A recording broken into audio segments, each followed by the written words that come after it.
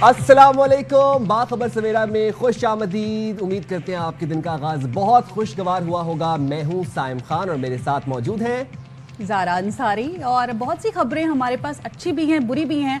अच्छी खबरें तो ये हैं कि क्योंकि सैलाब है तो उससे मुतालिक ज़्यादातर हम दिन भर बुरी खबरें सुनते आ रहे हैं और दिल दुख भी जाता है, लेकिन उसके अलावा अच्छी खबरें भी आ रही हैं। ट्राई सिटी से मुतालिक भी आ रही हैं और साइम माहीगीरों के लिए भी अच्छी खबर है क्योंकि पंजाब से जो फ्लड है वो सिंध तो जा रहा है। अफसोस भी है, लेकिन उसके साथ साथ ये है कि जो माहीगीर है उनका जो रोजगार है उसमें इजाफा हो रहा है। मौसम से मुतालिक भी खबरें हमारे पास मुतालिक भी होंगी, बहुत सी खबरें आपके साथ शेयर करेंगे, लेकिन सैलाबी सूरत हाल से आपको आगाह करते चले। पंजाब में इस वक्त सैलाबी सूरत हाल शिद्दत इख्तियार करती जा रही है। जिन इलाकों से सैलाब गुजर गया है वहां पर तबाही छोड़ के गया है, जिन इलाकों में दाखिल हो रहा है वहां पर मजीद तबाही के साथ दाखिल हो रहा है और ये मुंह जोर रेले हैं। अच्छा, आज भारत ने एक और वार्निंग भी पाकिस्तान को जारी की है, एक और इंडिकेशन पाकिस्तान को दी है कि आज के बाद जो है वो एक और अगले 24 से 48 घंटों के अंदर एक और हैवी किस्म का रेला जो है वो पाकिस्तान में आने की पेशगोई की है भारत ने, क्योंकि उधर भारत की साइड पर भी डैम्स फुल हैं और पानी तो छोड़ने। अब जब पानी आएगा तो पंजाब में आएगा, पंजाब के दरियाओं में तुग़यानी आएगी। आप ये देखें ज़रा, कल तक पर पानी है लेकिन तैयारियां मुकम्मल हैं और काफी हद तक कोशिश की थी हुकूमत ने कि कम से कम नुकसान हो। काफी हद तक इसमें कामयाब भी दिखाई दी है। अब ये रेला जाएगा सिंध में तो देखते हैं कि वहां पर क्या अब इस रेले ने आना है जनाब सिंध, और सिंध में ये जब हेड पंजनंद के मकाम पर ये सिंध में दाखिल होगा और उसके बाद फिर यहाँ पर देखते हैं क्या सूरत हाल बनती है। अभी तक सिंध हुकूमत का ये कहना है कि they are prepared for it. But coming back to Punjab, Punjab में सैलाब की जो तबाहकारियां हैं वो रुकने का नाम नहीं ले रही। छोटे बड़े शहरों और देहात में हद निगाह सिर्फ पानी ही पानी नजर आ रहा है। दरियाए चनाब में ऊंचे दर्जे का सैलाब है।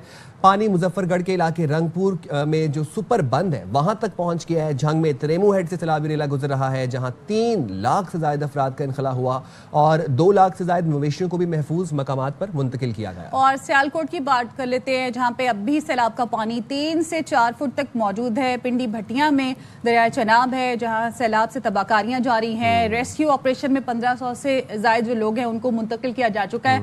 अब भी कोशिश की जा रही है कि कम से कम नुकसान हो। लोग अपने घर छोड़ के यहाँ से मुंतकिल हो रहे हैं और दुआएं भी दे रहे हैं कि हमारे घर हैं, हम छोड़ के कहाँ जाएं।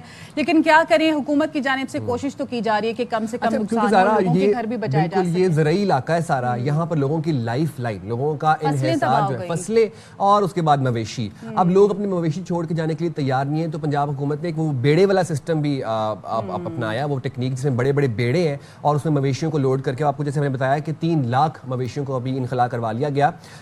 तो अब द पॉइंट द थिंग इसकी आज जो मैं बात कर रहा था भारत के हवाले से जो एक फ्लड वार्निंग आई है उसके बारे में क्या खबर है आपके पास? वो भी ये है कि भारत की जानिब से फ्लड वार्निंग तो आई है और मजीद पानी छोड़ा जाएगा और उसके हवाले से तैयारियां भी कर ली गई हैं। और इसके बाद पंजाब से जो पानी है वो सिंध जाएगा, तो सिंध में भी तैयारी कर ली गई है।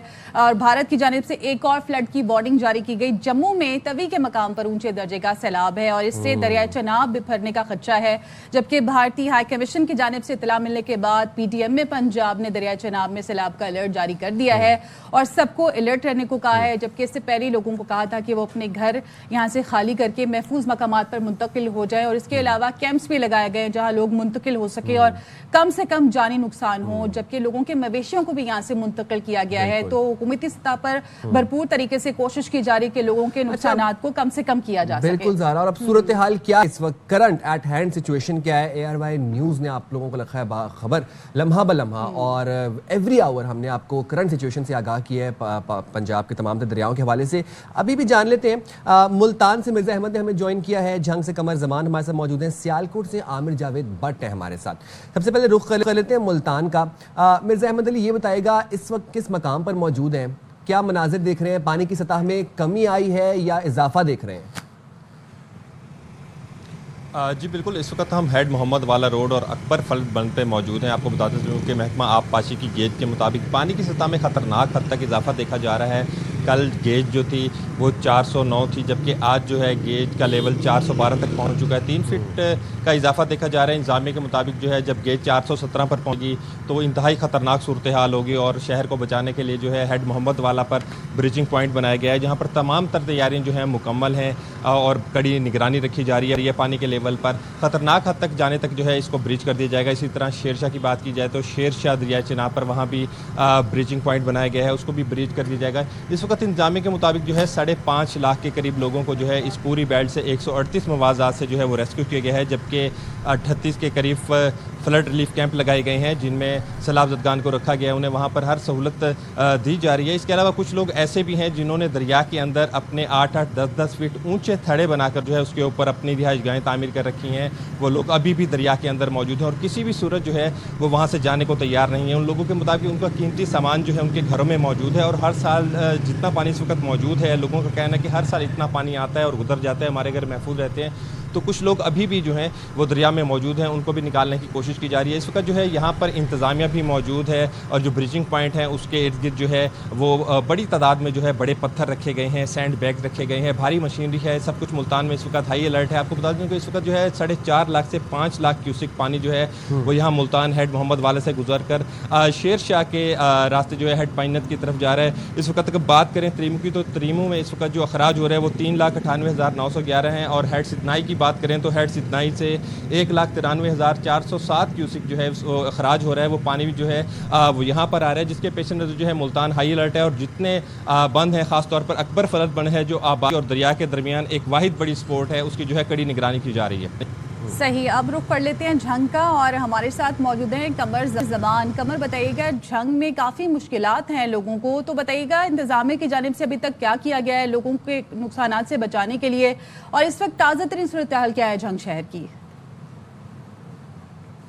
जी बिल्कुल, जंग की ताज़ा तरीन सूरत हाल ये है कि तरीमू हेड पर जो अभी अपडेट आई है पानी की सतह की, वो 3,55,000 क्यूसेक पानी तरीमू हेड से गुजर रहा है, जो आज सुबह तक 3,65,000 था और रात को 3,99,000 क्यूसेक था, जो इस वक्त वहाँ से 3,55,000 क्यूसेक रह गया है। और इसके अलावा जो सूरत हाल है इसकी, जो पानी तरीमू हेड से गुजर कर जो अगले इलाकों में आ गया है, जहां इस वक्त मैं मौजूद हूं, गढ़ महाराजा में, तहसील अहमदपुर सियाल का ये इलाका है। यहां पर जो सुल्तान बाहू पुल के साथ गढ़ महाराजा शहर डूब चुका है, जबकि इसके अलावा जो उसकी आबादियां नवाही हैं उनको डुबोता हुआ पानी इस वक्त जो है लिया रोड पर धुपसड़ी, चक 5, गोदड़वाला, नूर शाह बस्ती और गढ़ मोड़ और जत्तो वाली और इसके जो नवाही इलाके हैं उनमें जो है इस वक्त मुकम्मल तौर पर डूब चुके हैं। हज़ारों एकड़ पर फसलें जो मुख्तलिफ काश्त की गई थी वो भी डूब चुकी हैं, घर भी डूब चुके हैं, बल्कि एक गांव यहाँ पर बिल्कुल साथ ही रियाज वाला था, वो रात गए पानी इतनी तेज़ी से उस गांव के गिर्द फैला कि गांव के मकीन जो हैं वो उसमें महसूर होकर रह गए थे, जिसके बाद ज़िला इंतज़ामिया की तरफ से वहाँ से उनको रेस्क्यू किया गया। गुज़िश्ता रोज़ भी जो है यहाँ पर समंदू आना एक इलाका है, वहाँ पर बहलोल वाला बंद है जो काश्तकारों ने, ज़मींदारों ने अपनी मदद आपके तहत तामीर किया था, उसमें 30 फुट का शगाफ पड़ गया था जो बढ़ते बढ़ते 150 फुट तक पहुँच गया। उसको भी जो अपनी मदद आपके तहत और ज़िला इंतज़ामिया के तावन से तामीर किया जा रहा है। दोबारा आपने बात की है रिलीफ के हवाले से, तो सैलाब से तहसील जंग के 137, तहसील 18 हज़ारी के 37, तहसील शोरकोट के 40 और तहसील अहमदपुर सियाल के 47 देहात डूबे हैं, जिनमें से 3,23,000 अफराद को रेस्क्यू किया गया है, जबकि 2,90,290 एकड़ रकबा मजमूई तौर पर ज़ेरे आब आया है, जिनमें से 2,27,795 एकड़ ज़रई रकबे पर जो कपास, मकई, चावल, जवार, कमाद और तिल की फसलें थी वो तबाह हो चुकी बता दीजिएगा, क्योंकि कहा जा रहा था कि तरीमू ब्रिज पे शगाफ डाला जाएगा, तो क्या डाल दिया गया है, डाला जाएगा? कितनी हद होती है पानी की कि जब शगाफ डाला जाता है ब्रिज पर? जी पहले तो इस हवाले से ये जो गलतुल आम एक चीज़ हो गई है कि तरीमू हेड पर शगाफ डाला जाएगा। अच्छा। तरीमू हेड पर शगाफ नहीं डाला जाता, बल्कि तरीमू हेड से आगे जो यहाँ जिस वक्त मैं गढ़ महाराजा में मौजूद हूँ, यहाँ पर जो है सुल्तान बाहू पुल पे शगाफ डाला जाता है और 18 हज़ारी में अगर जरूरत पड़े तो 18 हज़ारी में शगाफ डाला जाता है। तरीमू हेड की जो इस वक्त कैपेसिटी है पानी गुजरने की वो 8,75,000 क्यूसेक है, लेकिन यहाँ पर जो तरीमू हेड की तारीख का सबसे बड़ा जो सैलाबी रैला गुजरा है वो 6 लाख क्यूसेक तक जो हालिया सैलाब में यहाँ से गुजरा है, जबकि यहाँ इसकी कैपेसिटी जो है, इस्तेदाद जो है पानी गुजरने की वो 8,75,000 है, क्योंकि कुछ अर्सा पहले यहाँ पर तरीमू हेड के मजीद जो है गेट तैयार किए गए थे, जिसकी वजह से इसकी इस्तेदाद में इजाफा हो गया है। ठीक है, हम जरा सियालकोट का भी रुख कर लेते हैं। सियालकोट से आमिर हमारे साथ मौजूद है। आमिर, बताइएगा इस वक्त किस मकाम पर मौजूद है? इतलात ये है कि सियालकोट में अब भी जो सैलाबी पानी है वो 3 से 4 फुट जमा है। पिंडी भट्टियां की अगर बात की जाए, वहाँ पर बड़ी तबाहकारी के मनाजिर हम देख रहे हैं। उसके बाद जो हालिया बारिशें हुई, वहाँ उन बारिशों में जो 600 मिलीमीटर बारिश रिकॉर्ड की गई 24 घंटे के अंदर, शहर का जो इंफ्रास्ट्रक्चर था वो बड़ा मुतासर हुआ। हमें जरा देही इलाकों के हवाले से भी अपडेट कर दें और शहर की सूरत हाल के हवाले से भी अपडेट करते हैं। जी, मैं इस वक्त मौजूद हूँ हडमराला के मुकाम के ऊपर। भारत ने एक दफ़ा फिर आबी जारियत का मुजाहरा करते हुए एक बड़ा रैला जो है वो दरिया चराब में छोड़ दिया है। हडमराला के मुकाम के ऊपर इस वक्त इंतहाई ऊंचे दर्जे का सैलाब रिकॉर्ड किया गया है और इस वक्त जो यहाँ पर हडमराला के मुकाम के ऊपर जो पानी का बहाव है वो 3,84,553 क्यूसेक रिकॉर्ड किया गया है, जबकि जो पानी का अखराज है वो 3,83,000 और 53 क्यूसेक रिकॉर्ड किया गया है। इसी तरीके से जम्मू तवी में भी इस वक्त इंतहाई ऊंचे दर्जे का सैलाब है और इसके अलावा जो मुनावर तवी है वहाँ पर भी जो है ना इस वक्त ऊंचे दर्जे का सैलाब है और पानी की जो सतह है उसमें मुसलसल इजाफा होता जा रहा है। और जो भारत में जो होने वाली जो मकबूजा जम्मू कश्मीर और बलाई इलाका जात में जो होने वाली मुसलसल तूफ़ानी बारिशें, इस वजह से सियालकोट में से गुजरने वाले जितने भी नदी नाले हैं उनमें भी तुगयानी का खदशा पैदा हो चुका हुआ है। और ये आपको बताता चलूँ कि गुज़िश्ता हफ्ते भी जो भारत ने एक बहुत बड़ा एक रिकॉर्ड पानी का रेला छोड़ा था, 9 लाख से ज़ायद का जो रेला गुजरा था जिसने हर तरफ सियालकोट में तबाही मचा दी थी। और इसके अलावा जो थी जो शहरी थे उनकी हज़ारों एकड़ फसलें जो थी वो तबाह बर्बाद हो गई। सरकारी आदो शुमार के मुताबिक 2,94,546 जो है एकड़ रकबा जो था वो बिल्कुल तबाह बर्बाद हो गया या जुज़वी तौर पे फसलों का नुकसान हुआ। इसी तरीके से जो हज़ारों की तादाद में माल मवेशी जो थे वो भी जो पानी की नज़र हो गए, अमलाक को नुकसान पहुंचा और इसके अलावा जो बड़ा कीमती सामान था वो भी पानी की नज़र हो गया। आपने अभी शहर की बात की, जहाँ तक शहर का ताल्लुक है तो शहर में बेशतर इलाकों में तो पानी निकाल दिएगा, लेकिन नशेबी इलाकों में अभी तक पानी मौजूद है। ज़िले इंतज़ामिया जो है वो दिन रात पानी निकालने में मसरूफ़ है। नशेबी इलाकों में अभी भी 2 से लेकर 4 फुट तक पानी। एक बात बताइएगा, फ्लड रिलीफ कैंप्स किन किन मकामात पर कायम किए गए हैं और फ्लड रिलीफ कैंप्स में क्या इंतजामात मुकम्मल हैं मवेशियों के हवाले से और इंसानों के हवाले से भी बताइएगा। जी, टोटल ज़िला भर में जो फ्लड रिलीफ कैंप है वो 31 कायम किए गए हैं, जो तहसील पसरूर में, तहसील डस्का में, तहसील समड़याल में, तहसील सियालकोट में। और वहाँ पर जो है जो तमाम जितने भी हैं खुराक का इंतज़ाम किया गया है, जो जानवर हैं उनकी वैक्सीनेशन का बंदोबस्त किया गया है और उसके अलावा जो महकमा हेल्थ की जानब से उनका अमला जो है वो वहाँ पर जो है वो हर किस्म की मेडिसिन लेके बैठा हुआ है। और इसके अलावा जो रेस्क्यू करने के लिए जो है जो अगर कोई एमरजेंसी में किसी को निकालना है तो भी है। और मैं आपको बताता चलूँ कि गुज़िश्ता रोज़ जो है डिस्ट्रिक्ट इंतज़ामिया उसकी जानब से हाई अलर्ट जो है जारी किया गया था, जिसमें तमाम जितने भी ज़िला इंतज़ामिया से रिलेटिव महकमा जात हैं। अच्छा आमिर, ये बताइएगा रेस्क्यू का अमला तैयार है, तमाम इंतजामात भी कर लिए गए हैं, ये बताइएगा लोग कोऑपरेट कर रहे हैं, मुंतकिल हो रहे हैं अपने इलाके छोड़ के कैंप्स में? दीगर महकमा जात जो है उनको जो है ना हाई अलर्ट जारी कर दिया गया था। और मैं आपको बताता चलूँ ये जो सैलाबी रेला आया है इससे जो बजवास से मलका 85 देहात हैं, उसके अलावा सैदपुर के इलाके के दर्जों देहात हैं, समड़याल तहसील जो है वहाँ के दर्जों देहात हैं, वो तमाम मुतासर होने का खदशा है। और जिले इंतजामिया की जानब से मुतअद्दिद देहात ज़ेरे आब आने का खदशा भी मौजूद है। आमिर भट्ट, बहुत शुक्रिया। कमर जमान और मिर्ज़ा अहमद हमारे साथ मौजूद थे। और ये थी जनाब लाइव सिचुएशन इस वक्त पंजाब के दरियाओं की। और हम ये देख रहे हैं कि अभी भारत ने एक और फ्लड वार्निंग जारी की है, एक और रेला गुजरना है और वो रेला काफ़ी ज़्यादा शिद्दत का रेला होगा। मज़ीद भी देहात, मज़ीद बस्तियाँ ज़ेरे आब आने का खदशा है। माल मवेशियों को का इनखला किया जा रहा है, बट इतलात हमें ये आ रही कि माल मवेशियों के चारे के मुकम्मल तौर पर बंदोबस्त नहीं किया गया। अगर माल मवेशी किसी के पास 100-150 अगर भैंसें हैं तो वहाँ पर चारा जो है वो बहुत फलाही तंजीमें हैं जो कोशिश कर रही हैं कि चारा उनको फराहम किया जाए। अच्छा साहिब, सोशल मीडिया पर भी हम काफ़ी चीज़ें देख रहे थे कि लोग ना इनकार भी कर रहे हैं अपने घर छोड़ने के लिए। और यहाँ पे जो फ्लड में खवातीन हैं जो यहाँ पर घिरी हुई हैं, जो कि वहाँ पर बंद हो चुकी हैं एक तरह से अपने इलाकों में, कुछ खवातीन जो हैं वो घरों में महसूर हैं, उनको भी काफी मुश्किलात, और बच्चे भी हैं यहाँ पर, उनको भी काफी मुश्किलात का खड़े पानी से, फ्लड वाटर से जो एपिडेमिक आने का खदशा है, जो बीमारियां फैलने का खदशा है, वो भी संगीन होता जा रहा है। और बीमारियां ना सिर्फ देन अगेन इंसान और जानवरों दोनों के लिए हैं। मलेरिया, डेंगू और ये तमाम तरह बीमारियां जो हैं ये अब हमें इसका भी एक खदशा है और ये भी एक अलार्मिंग सिचुएशन है। आगे बढ़ते हैं, आपको बताते हैं दरियाए सतलुज में ऊंचे दर्जे के सैलाब से चिश्तिया में, मोतीवाला और मौजा अजीम में 2 हिफाजती बंद टूटे हैं। अब इससे क्या हुआ है कि 100 के करीब देहात ज़ेरे आब आए हैं। 10,000 एकड़ रकबा दरिया बुर्द हो गया है। सैलाबी सूरत हाल से हम अपडेट कर रहे हैं अली चौधरी। भारत की जानिब से छोड़े जाने वाला जो अभी रेला है वो इस वक्त चिश्तिया की हदूद में दाखिल हो चुका है। इस वक्त दरिया सतलुज में चिश्तिया के मुकाम पर पानी की जो सतह है उसमें बहुत ज़्यादा इजाफा हो गया है। इर्द गिर्द की जो देहात हैं वो ज़ेरे आब आ चुके हैं। सैकड़ों एकड़ के करीब जो है ज़रूरी तैयार फसलें हैं जो वो भी ज़ेरे आब आ चुके हैं। लोगों के सैकड़ों घर हैं वो तबाह हो चुके हैं।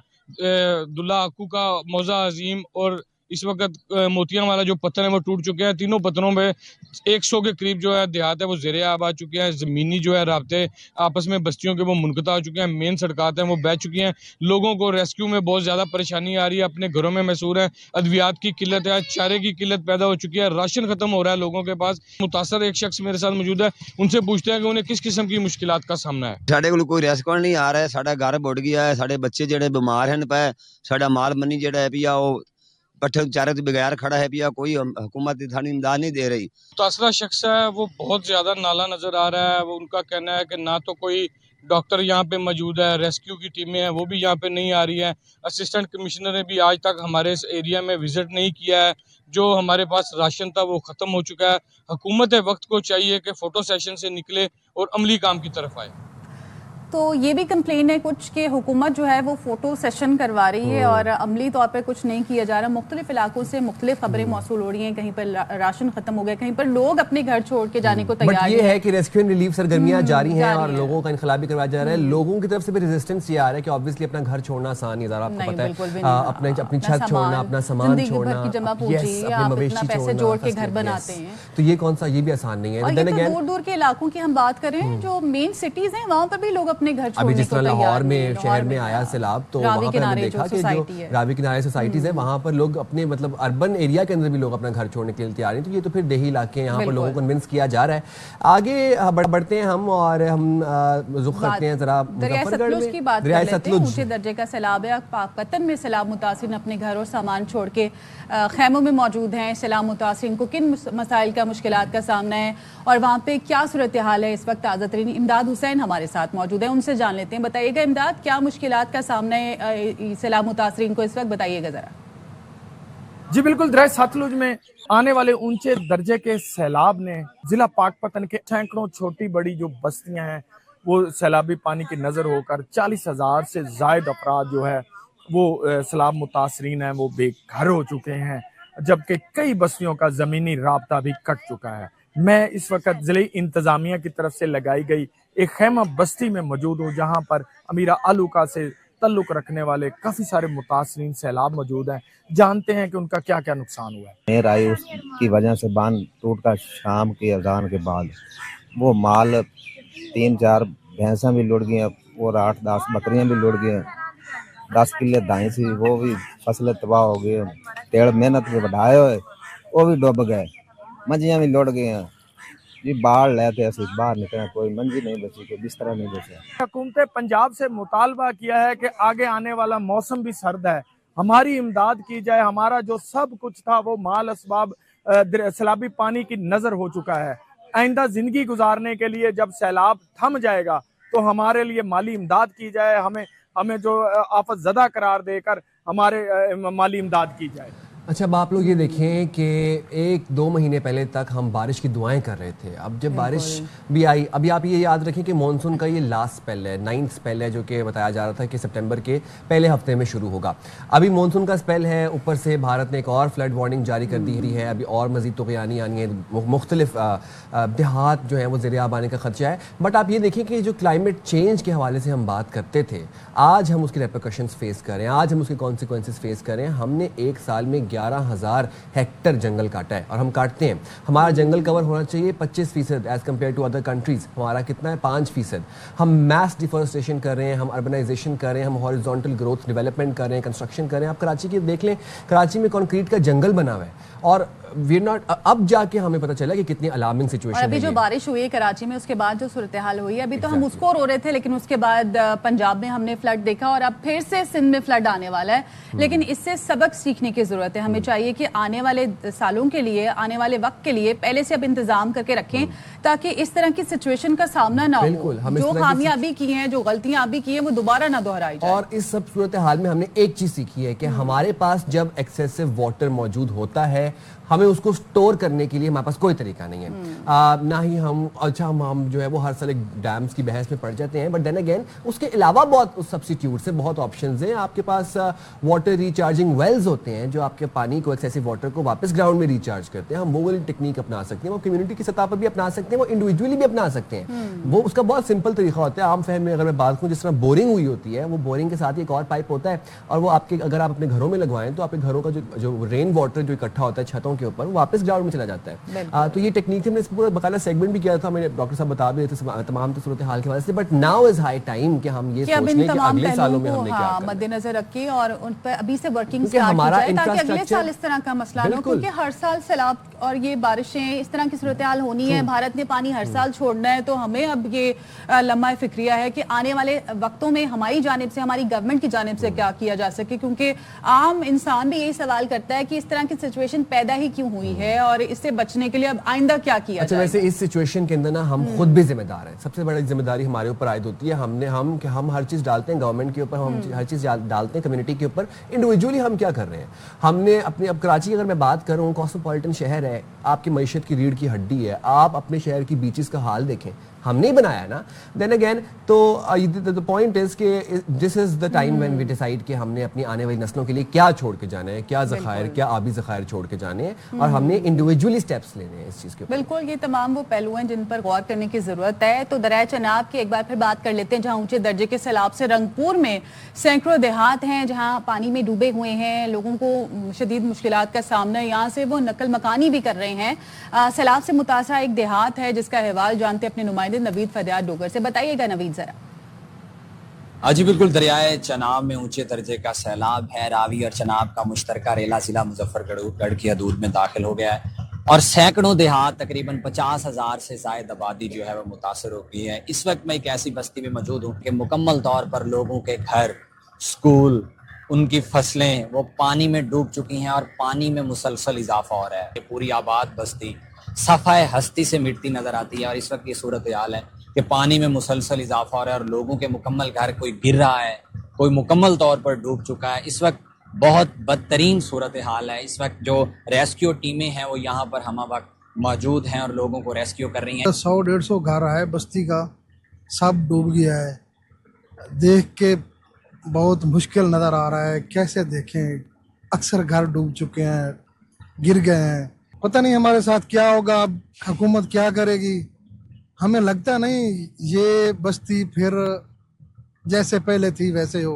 बच्चे, जानवर, सबको तो रेस्क्यू कर लिया गया है, लेकिन इनकी जो जमा पूंजी थी वो इनको सफ़ाए हस्ती से मिटती नजर आती है। कि इसके मकीन इस वक्त जो मेन सिपर बंद है उस पर मुकीम है, ना ही कोई टेंट है, ना कोई और सहूलत है। और इनका ये भी कहना है कि जो हुकूमत पंजाब या ज़िली इंतज़ामिया मुजफ्फरगढ़ की जानिब से जो कैंप बनाए गए हैं, अगर ये उनमें जाएँ, जो उनके जानवर हैं या बाकी जो कीमती सामान अभी तक घरों में पड़ा है, तो उनकी हिफाजत कौन करे। इनका वज़ीर आला पंजाब से नज़रसानी का मुतालबा है। जी, बड़े दिलखराश मनाजिर हमें देखने को मिल रहे हैं इस पूरी सैलाबी सूरत हाल के अंदर। लोगों ने देहातों में अपने बच्चियों का जहेज़ जमा किया हुआ था, एक पाई जोड़ के, और हम देख रहे हैं पूरा जहेज़ बह गया क्योंकि इतना मुँह जोर रेला था। आप देखें कि पूरी बिल्डिंग्स बहा ले गया। जो देही इलाकों में जो मकानात थे वहाँ पर आपको पता है कितने पक्के घर भी नहीं होते, बट जहाँ पर पक्के घर थे, हमने वो रावी वाली सिचुएशन देखी जो सोसाइटी के अंदर, वहाँ पर भी हमने देखा कि कितनी तबाही आई। सो देन अगेन अल्लाह ताला से यही दुआ है कि अल्लाह ताला हम सबको अपने हिफ्ज़ व अमान में रखें। हम जाएंगे छोटी सी ब्रेक पे, गुफ्तगू के सिलसिले को वापस आके यहीं से बढ़ाएंगे, दोबारा हाजिर होते हैं।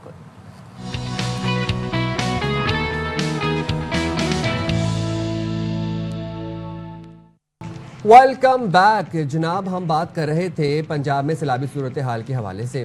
अब आप ये देखिए कि जो पंजाब के दरियाओं में तुग़यानी है, जो सैलाबी रेलें गुजर रहे हैं, उन्होंने सिंध में दाखिल होना है हेड पंजरत के मकाम के ऊपर। अब पंजाब में तबाही मचाई इन रेलों ने, अब सैलाब सिंध की जानिब बढ़ रहा है। बताया ही जा रहा था, इतलात ये थी हमें PDMA की जानिब से, NDMA की जानिब से भी, कि 6 और 7 सितंबर की रात को या दिन को ये जो सैलाब है ये सिंध में दाखिल होगा। बट तर्जुमान सिंध हुकूमत हमें उस दिन बता रही थी कि ट्यूसडे वेडनेसडे की उनके पास इतलात हैं। एनी हाउ, गुड्डू बैराज पर पानी की आमद 3,60,000 क्यूसिक, सक्खर बैराज पर पानी की आमद 2,80,000 और अगर कोटरी बैराज की बात करें तो कोटरी बैराज पर पानी की आमद 2,73,000 क्यूसेक है और 2 दिन बाद सैलाबी पानी दरियाए सिंध में दाखिल होगा। अब सिंध हुकूमत ने सुपर फ्लड की तैयारी कर रखी है। गुड्डू बैराज पर ऊंचे दर्जे के सैलाब का खदशा भी है। बिल्कुल, और वज़ीर आला सिंध तो ये कहते हैं कि और ख़बरदार भी किया है कि अगर 8 से 10 लाख तक का रेला आया तो कच्चे का जो इलाका है वो मुकम्मल तौर पे डूब जाएगा और कच्चे के इलाके में लोगों को कश्ती के ज़रिए महफूज मकाम पर पहुंचाया जा रहा है। लेकिन ऐलानात के बावजूद अक्सरियत अपनी जगह छोड़ने को तैयार नहीं है। यही हम बात भी कर रहे थे कि अक्सर लोग हैं जो अपने इलाके नहीं छोड़ने को तैयार। वो कहते हैं कि हमने नहीं रहना कैंप्स में, अपने घरों में रहेंगे, हमारी ज़िंदगी भर की कमाई यहाँ पर है, हमारे मवेशी यहाँ पर है, हमारी फसलें यहाँ पर है, हम कैसे छोड़ के चले जाएं।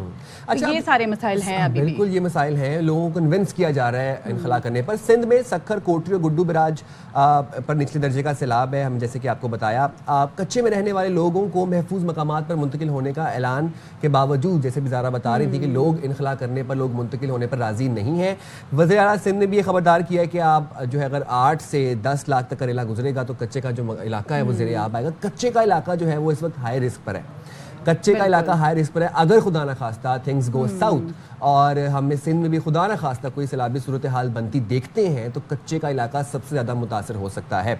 अच्छा, वही उन्होंने मज़ीद वज़ीर आला सिंध ने यह भी कहा कि कच्चे के इलाके में लोगों को कश्ती के जरिए महफूज मकाम पर पहुँचाया जा रहा है। तो बेसिकली वो जो इनखला का अमल है वो शुरू कर दिया गया है। लेकिन साथ ही उन्होंने भी शिकायत की है कि लोग अपनी जगह नहीं छोड़ने को तैयार हैं। तो उनकी अपील ये है कि लोग कोऑपरेट करें। ज़ाहिर है इस वक्त मकसद ये है कि ज़्यादा से ज़्यादा इंसानी जान बचाई जा सके, कम से कम जानी नुकसान हो, माली नुकसान हो और मवेशियों को भी साथ साथ मुंतकिल किया जा रहा है। हमने देखा था कि आबी रेलों में जानवर, मवेशी भी बहकर आ रहे थे, तो वो भी एक बड़े दिल खराश सोशल मीडिया पर हमने फुटेजेस देखी हैं सैलाब से रिलेटेड। तो अब फोकस यही है कि कम से कम नुकसान हो, जानी भी, माली भी। और सिंध में भरपूर तैयारियां की गई हैं और शर्जील मेमन ने भी ये कहा है कि सैलाब के हवाले से भी उन्होंने कहा कि सिंध गवर्नमेंट से कोऑपरेट करें, क्योंकि जैसे ही सैलाब यहाँ पर आएगा तो फिर ज़्यादा से ज़्यादा नुकसान से बचने के लिए हमें ज़रूरत है कि लोग हमारे साथ कोऑपरेट करें ताकि यहाँ से उन्हें मुंतकिल किया जा सके।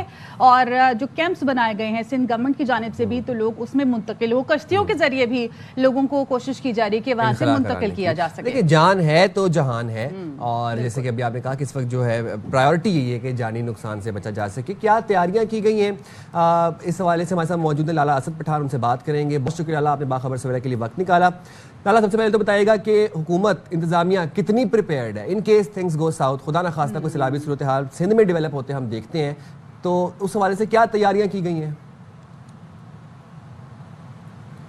शुक्रिया साइम। असल में क्या है कि पीपल्स पार्टी को तकरीबन सिंध में कोई 16-17 साल पावर में आए हुए हैं और इसी दौरान उन्होंने बहुत बड़ा एक सुपर फ्लड 2010 में देखा है। उसके बाद फिर 14 में उससे थोड़ा सा कम फ्लड आया है और उसके बाद भी छोटे मोटे फ्लड्स आते रहे हैं और दरमियाने दर्जे के सैलाबात तो गुजरते ही रहे हैं। तो इस तरह की सूरत हाल से ही सिंध हुकूमत निपटती आई है। तो सिंध हुकूमत को काफ़ी इस हवाले से तजुर्बा है और मौजूदा जो CM है मुराद शाह या उनकी जो टीम है वो इस बारे में बहुत अच्छा तजुर्बा रखती है। और जैसे उन्होंने पंजाब की जो सूरत हाल देखी, जो इंडिया की तरफ से पानी छोड़ा गया पंजाब के इलाकों में, और वो पंजाब का पानी सारा कैलकुलेट कर रहे हैं, क्योंकि इससे पहले जो है वो टेलीमेंट्री सिस्टम होता था। तमाम जितने भी पाकिस्तान के दरिया थे उन पर एक टेलीमेंट्री सिस्टम लगा होता था जो कंप्यूटराइज था, जो आपस में पूरा एक नेशनल हेडक्वार्टर में एक जगह पे उसकी तमाम जो है वो डेटा जमा होता था, वहाँ से वो पूरे पाकिस्तान में भेजा जाता था कि इस वक्त पाकिस्तान के दरियाओं की ये पोजीशन है। वो टेलीमेंट्री सिस्टम तो फेल कर दिया गया, उसमें तो बहुत सारे वजूहात हैं फेल करने की। अब जो तमाम जो चेकिंग पॉइंट्स हैं वो सब खुद साख्ता हैं, यानी जो तजुर्बेकार आपाशी के माहिरीन हैं या रिटायर्ड हैं उनको लेकर उनके ज़रिए एक तजुर्बे की बुनियाद पर और मैनुअल तरीके से जो है वो पानी के जो है वो गेज लिया जाता है कि अब पानी यहाँ से कितना गुजर रहा है। तो ये पक्का नहीं कहा जा सकता कि इस वक्त जो है वो 6 सितंबर की रात तक या सुबह तक जो है वो सिंध में 10 लाख पानी गुजरेगा, क्योंकि पंजाब में जो पानी है वो बहुत ज़्यादा उसने फैलाव लिया है। जब पानी बहुत ज़्यादा फैलाव लेता है तो फिर उसकी वो जो कुव्वत है वो बहुत ज़्यादा डिस्पर्स होती है, टूटती है और वो मुकम्मल तौर पर पूरी आब व ताब से आगे नहीं बढ़ता, बहुत स्लो बढ़ता है। गो के इसमें कोए सुलेमान का पानी भी शामिल होगा और उसके बाद फिर दरियाए सिंध का पानी शामिल होगा और मज़ीद भी भारत की तरफ से पानी छोड़ा जा रहा है, तो इससे सूरत हाल बड़ी मुख्तलिफ हो सकती है। तो इसीलिए सिंध हुकूमत ने बहुत ज़बरदस्त तैयारी की है। तमाम 16 डिस्ट्रिक्ट्स में एक अंदाजे के मुताबिक उन्होंने कहा है कि 16 लाख के करीब लोग जो है इसमें जो है वो अपने इलाकों को उनको छोड़ना पड़ेगा, उनको कैंप्स में जाना पड़ेगा। मगर दूसरी तरफ जिस तरह आपने भी अपनी इब्तदाइये में कहा कि लोग निकलने के लिए तैयार नहीं है, कि लोगों के लिए सबसे बड़ा प्रॉब्लम यह है कि उनके अपने माल मवेशी हैं, जो एक जानवर नहीं है, 100-100 200-200 जानवर हैं बहुत सारे जो है ख़ानदानों के पास। कम से कम वहाँ पर जो कच्चे में रहने वाला ख़ानदान है उसके पास 20 जानवर हैं, 10 जानवर हैं। अब वो बाहर निकलने के लिए तैयार नहीं है। दूसरा, उनके आपस में कबायली तसादुम है जी। अगर जो वो बाहर अपने इलाके से बाहर निकल जाते हैं तो वो बिल्कुल ही ओपन हो जाते हैं। और तीसरा, वो पुलिस को भी मुख्तलिफ किस्म के केसेस लाला, मैं यही आपसे पूछना चाह रहा था, कमिंग टू दिस पॉइंट के कच्चे के इलाके में इमदादी सरगर्मियों में क्या मुश्किलात आ सकती हैं? एक तो जो आपने बताया कि कबायली तसादुम है, और दूसरी बात यह है कि वहाँ पे हम देखते हैं कि जिस तरीके से डाकू वहाँ पे एक्टिव है, वो अपने मकानात को, अपनी जगह को छोड़ देंगे तो फिर दूसरे उसके हरीफ कब्जा कर लेते हैं उन मकानात के ऊपर, उन एरियाज के ऊपर। तो ये कितना बड़ा चैलेंज है हुकूमत के लिए? जी, कच्चे का जो इलाका है वो तो कहते हैं वहाँ पर के जंगल का कानून है, तो वहाँ पर आपने अपना इलाका छोड़ा और दूसरा आके अगर जो उसमें पानी की कमी आई और वो इलाका खुश्क हो गया, उस जो पहले आके बैठा तो वो उसका मालिक होगा। और फिर इसी पे ही कच्चे में इसी उस पे इशू पे बहुत बड़े झगड़े हुए होते हैं और हो रहे हैं और होते आए हैं। कई सैकड़ों सालों से ये झगड़े यहाँ पर कच्चे के इलाके में चल रहे होते हैं।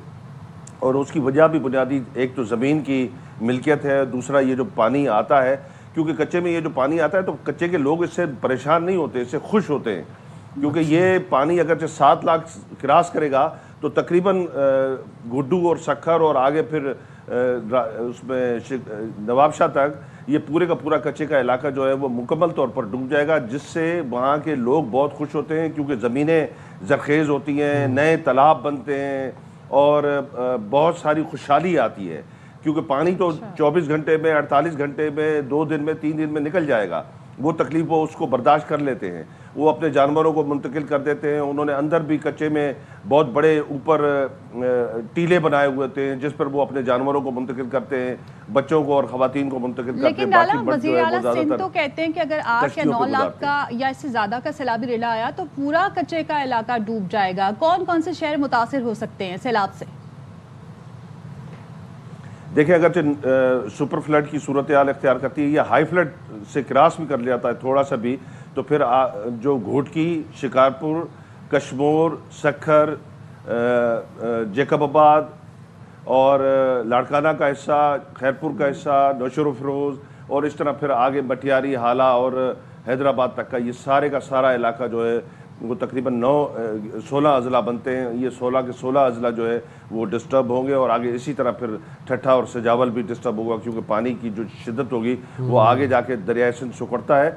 सखर के मुकाम पर गुड्डू से जैसे दाखिल होता है तो दरिया सिंध का जो अपनी वर्थ है वो बहुत बड़ी है, तो वहाँ पर वो उसकी जो है वो पोजीशन थोड़ी सी पानी की स्पीड थोड़ी डाउन होती है, मगर जैसे सखर से आगे निकलता है तो फिर दरिया सिंध सुकड़ना शुरू करता है और फिर उसकी जो है वो स्पीड बढ़ना शुरू होती है और फिर आगे नुकसान होता है। जिस तरह अगर आप बंदों की बात करेंगे तो इस वक्त कादिरपुर लूप बंद और शेख बंद जो है वो घोटकी की तरफ से वो इंतहाई ख़तरनाक है, और कश्मोर और शिकारपुर की तरफ से टोड़ी बंद जो इससे पहले 2010 में ब्रीच हुआ था वो बहुत ज़्यादा ख़तरनाक है, और के बंद तो 92 और 93 में जो है वो 5-5.5 लाख पानी पे भी ब्रीच हो गया था, मगर उस पर काम चल रहा है। सिंध हुकूमत भी कर रही है, वहाँ पर मिनिस्टर्स और उनकी टीम लगी हुई है, पत्थर भी डाल रहे हैं और बंदों को मजबूत करने की कोशिश कर रहे हैं। दूसरा, बंदों को जो सबसे ज़्यादा नुकसान देता है वो चूहा देता है, क्योंकि चूहा जब उसमें अपने घर बनाता है तो वो बहुत अंदर डीप तक जाता है। सिंध में और अगर ऊंचे दर्जे का सैलाब आता है तो क्या सिंध के जो मेन सिटीज हैं जिनमें कराची भी आता है, क्या वो भी मुतासिर हो सकता है? देखिए, कराची की तरफ पानी नहीं आता है, हैदराबाद से पानी टन मारता है, वो फिर जो है वो केटी बंदर की तरफ जाता है, तो कराची को उस सैलाब से कोई ख़तरा नहीं है। सैलाब से बुनियादी तौर पर 16 अजला को ख़तरा है जो दरिया सिंध के दोनों अतराफ वाक़ है। यानी इस तरफ से अगर आप लेफ़्ट बैंक पे देखेंगे तो आपको घोटकी मिलेगा और राइट बैंक में आपको कश्मोर से लेकर ये टूवर्ड्स जाएगा सजावल, फिर आगे केटी बंदर से दाखिल होगा दरिया सिंध में, तो ये पूरा इस इलाके से दरिया सिंध जाता है। उसका कराची से हाँ कोई ताल्लुक नहीं है। हाँ इस दौरान अगर क्लाउड बस्टिंग होती है, अर्बन फ्लडिंग होती है, तो उसमें नुकसान हो सकता है कराची को और बाकी जो अजला हैं सिंध के, मगर प्रॉपर इस वक्त जो सूरत हाल है दरिया सिंध में, उसमें पहले नंबर पर मुतासिर जो है वो कच्चे के इलाके होंगे, और अगर जब बांध टूटेगा तो उसकी सूरत में कोई शहर बाहर से डिस्टर्ब होगा। तो लाला वैसे तैयारियों के हवाले से हमें बताएं, तैयारियां क्या की गई हैं? जो अफेक्टेड एरियाज हैं, जो हाई रिस्क एरियाज हैं, वहां पर क्या तैयारियां की गई हैं? खैमा बस्तियां बनाई गई हैं, फ्लड रिलीफ कैंप्स के हवाले से क्या इंतजाम किए गए हैं? देखिए सिंध हुकूमत ने तमाम अपने जो वुज़रा हैं उनको जिन जिन इलाकों के वुज़रा थे, जिस तरह मेयर सरदार जो हैं वो घोटकी से ताल्लुक़ रखते हैं और दारे जो घोटकी से ताल्लुक़ रखते हैं, तो जो मिनिस्टर्स थे उनको वहाँ पर लोकल फोकल पर्सन बना के मिनिस्टर को वहाँ पर उसी डिस्ट्रिक्ट में ऑर्डर किया गया है बिलावल की तरफ से और सीएम की तरफ से कि आपने तब तक वहाँ से नहीं निकलना जब तक सैलाब यहाँ से अमन अमान से गुजर नहीं जाता। इसी तरह राइट बैंक पे भी जितने मिनिस्टर्स हैं उनकी अपने अपने अजला में ड्यूटी लगाई गई है। तमाम मिनिस्टर इस वक्त अपने अपने अजला में मौजूद हैं, उनकी पूरी नज़र है, तमाम मशीनरी उनके साथ टच कर दी गई है। बेसिक काम जो इस वक्त है वो महकमा आपाशी का है कि वो तमाम उन बंदों को जहाँ जहाँ कोई कमज़ोरी है, कोई प्रॉब्लम उनको रिपोर्ट होती है तो उनको फौरी तौर पर वो सिक्योर करें, और उसके बाद सेकंड काम जो है वो ज़िले इंतज़ामिया का शुरू होगा। अगरचे खुदा न खास्ता हाई फ्लड की सूरत हाल इख्तियार करता है, जो इस वक्त तक सूरत हाल नज़र नहीं आती, मगर क्योंकि अल्लाह की तरफ से कुछ भी हो सकता है। कोई सुलेमान पे अगरचे क्लाउड बस्टिंग हो गई, 2-2.5 लाख का रेला वहाँ से दाखिल होता है, तो फिर हम हाई फ्लड में दाखिल हो जाएंगे या सुपर फ्लड में दाखिल हो जाएंगे। तो उसके लिए ज़िले इंतज़ामिया को पहले से फंड्स मुहैया कर दिए गए हैं। तमाम इंतजामात खैमा बस्तियों के हवाले से मुकम्मल कर दिए गए हैं, और हाई फ्लड की फ्लड अगर आता है तो भी जो सूरत हाल है वो कंट्रोल करने के लिए इंतजामिया की जानिब से इंतजामात मुकम्मल कर लिए गए हैं। लाला असद हमें बता रहे थे तमाम तर सिचुएशन से, बहुत शुक्रिया आपका। और वही बात कि जो भी हम भी एक्सपेक्ट कर रहे हैं कि कम से कम नुकसान हो, और इंतजामिया अलर्ट है और भरपूर तरीके से तैयार है लोगों को नुकसान से बचाने के लिए। दुआ ये कि खैर से ये पानी सिंध से होकर गुजर जाए। इतलात ये बताया ये जा रहा है इंतजामिया की जानिब से कि 9 लाख क्यूसेक तक का रेला जो है हम बर्दाश्त कर सकते हैं, उसको ईजिली गुजार सकते हैं। खुदा न खास्ता कोई सिचुएशन डेवलप होती है तो उस हवाले से भी आपको लम्हा ब लम्हा बाखबर रखेंगे। गुफ्तगू के सिलसिले को आगे बढ़ाएंगे, लेकिन यहाँ वक्त हुआ है एक ब्रेक का। हाजिर होंगे ब्रेक के बाद।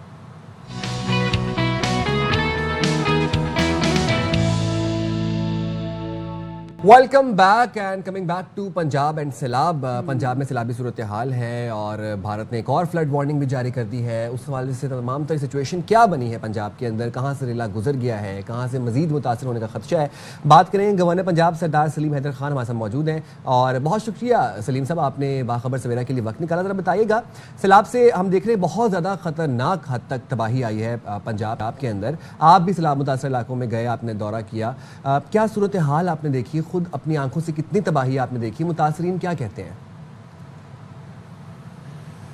बिस्मिल्लाहिर्रहमानिर्रहीम। देखें, बहुत बड़ी फ्लड है, बहुत बड़ी तबाही है, बहुत बड़ी परेशानी है और बहुत बड़ा सैलाब है। लाखों एकड़ ज़मीनें जो है उसमें डूबी हुई हैं, मकानात डूबे हुए हैं, लोगों का आना जाना बंद है। लोग बेचारे अपने घरों को छोड़ के कैंप्स में और अपने सड़कों के करीब ऊंची जगहों पे जो है वो बैठे हुए हैं। बहुत सारे ज़िलों का मैंने दौरा किया, कल भी मैं चन्योट गया हुआ था, तो लोग काफ़ी परेशानी में हैं और ज़रूरत समर की है। हुकूमती इदारे सारे पूरी तरह कोशिश कर रहे हैं, प्राइवेट NGOs जा रही हैं, मैं अपने लोगों को साथ लेके जा रहा हूँ। तो बहुत बड़ी तबाही है और इसके लिए बहुत ज़्यादा मेहनत और बहुत ज़्यादा काम करने की ज़रूरत है, दिन रात काम करने की ज़रूरत है, क्योंकि लोग जो है वो बहुत परेशानी में हैं। अच्छा, ये बताइएगा कि सबसे ज़्यादा नुकसान किन किन अजला में हुआ है और कितने लोगों को बचाया गया है वहाँ से? अब तक कितने लोगों को महफूज मकाम पे मुंतकिल कर लिया गया है? देखिए, मैंने जो पहला फेज़ था फ्लड का, उसमें मैं हाफिज़ाबाद गया, जेलम गया, चकवाल गया, पिंडी गया। काफ़ी तबाही वहाँ पे हुई, लेकिन वो एक रेला था आया, उसके बाद जो है वो अल्लाह ने किया कि वो पानी कम हो गया। फिर लोग जो है वो मुख्तलिफ कैंप्स में मुंतकिल हो गए, अब दोबारा वो वापस अपने घरों पे चले गए इन ज़िलों में। इसके अलावा अभी जो ये दूसरा फेज़ आया है, इसमें अभी कल मैं चन्योट गया, तो चन्योट में काफ़ी तादाद में, हज़ारों की तादाद में लोग जो हैं वो घरों से डिसमेंटल हो चुके हैं और फसलें बहुत सारी तबाह हो चुकी हैं। बीमारियां वहाँ पे ढेर सारी जो है वो लाक हैं। अभी तक लोग वापस अपने घरों को नहीं जा सके, मुख्तलिफ कैंप्स में हैं। वहाँ पे जो है वो हुकूमत की तरफ से कैंप्स लगाए गए हैं, हमारी पार्टी की तरफ से कैंप्स लगाए गए हैं। उनको 3 टाइम का खाना जो है मुख्तलिफ जगह पे, कल मैं गया तो मेरे साथ रेड क्रीसेंट पंजाब की टीम थी, उन्होंने वहाँ पे कैंप्स भी लगाए, उन्होंने मेडिकल कैंप्स भी लगाए, वहाँ पे खाने की ज़िम्मेदारी उन्हें लगा के आए, गवर्नमेंट की तरफ से भी हो रहा है। तो अभी तक लोग अपने घरों को तो नहीं जा सके, लेकिन ये है कि महफूज मकामात पर उनको मुंतकिल कर दिया गया। अब चन्योट में जो है वो पानी गुजर चुका है और पानी वापस दरियात की तरफ जा चुका है। सैलाबी सूरत हाल जो है वो बेहतरी की तरफ जा रही है। अभी आज मैंने ननकाना साहब जाना है, करतारपुरा जाना है, कल यहाँ लाहौर के बिल्कुल रावी के पास मोलन वाल एक जगह है, वहाँ पे एक हाउसिंग सोसाइटी है और यकीन करें कि 30-30 फुट पानी वहाँ पे चढ़ा हुआ है। तमाम मकानात डूबे हुए हैं। अभी वो कुछ 5-6 फुट नीचे गया है पानी, लेकिन अभी तक बहुत बुरी सूरत हाल है और वो गरीब लोगों का एरिया है, गरीब लोगों का एरिया है। जो है वो सरदार सलीम साहब, जैसे कि आप बता रहे हैं कि आपने बहुत से मुतासर इलाकों का दौरा किया है, आप मजीद कर भी रहे हैं, अभी तक टिल डेट सबसे वर्स्ट कंडीशन आपने किस ज़िले में देखी, किस मौजा की सबसे अबतर सूरत हाल थी और जहाँ बहुत ज़्यादा मुतासरीन देखने को मिला? अब तक की जो मैंने देखी ना जी, सैलाब तो बहुत है और पानी भी बहुत है, लेकिन ये जो मैं आपको बता रहा हूँ, ये रावी के साथ मोलन वाल, मुझे इनका दर्द सबका है। सारे हमारे भाई हैं, बहनें हैं, मुश्किल सूरत में हाल में हैं, घरों को छोड़ रहे हैं, मवेशियों का नुकसान हो रहा है। रावी में जो है वो काफ़ी सैलाब है। ये जो मोलन वाल है, यहाँ पे जितने लोग हैं वो लोअर मिडिल क्लास के लोग हैं और ये बड़ी मुझे इसकी तकलीफ़ हुई कि कल शाम तक वहाँ पे कोई इमदाद नहीं पहुँची। मैं कल शाम वहाँ पे गया, अभी मैंने वासा से बात करनी है, अभी हमने, और वो जो सोसाइटी है उसके जो मालकान हैं उनको मैंने बुलाया, उनसे बात करनी है। 15-15 फुट पानी चढ़ा हुआ है और वो लोग इतने बेचारे गरीब हैं कि अब दोबारा वो मकान नहीं बना सकते। वो बेचारे रो रहे हैं, उनकी बेटियों के जहेज़ उसमें चले गए, उनकी सारी ज़िंदगी की जमा बूझी चली गई और सबसे वर्स्ट सूरत हाल जो है उस एरिया की है और सबसे ज़्यादा हकदार भी वही लोग हैं जिनके पल्ले कुछ भी नहीं है। वो दिन में उनकी औरतें घरों में काम करती हैं, वो थोड़ा बहुत कमाते हैं, उनके घर वाला जो है वो कोई रेडी लगाता है या किसी जगह मजदूरी करता है और उन्होंने 1-1 रुपया जोड़ के वहाँ पे घर लिए और सारी बर्बादी हो गई। तो सबसे ज़्यादा ख़राबी जो है वो उस जगह पे है, वो मोलन वाल का जो एरिया है, मोलन वाल के एरिया, तमाम एरिया में मैं गया।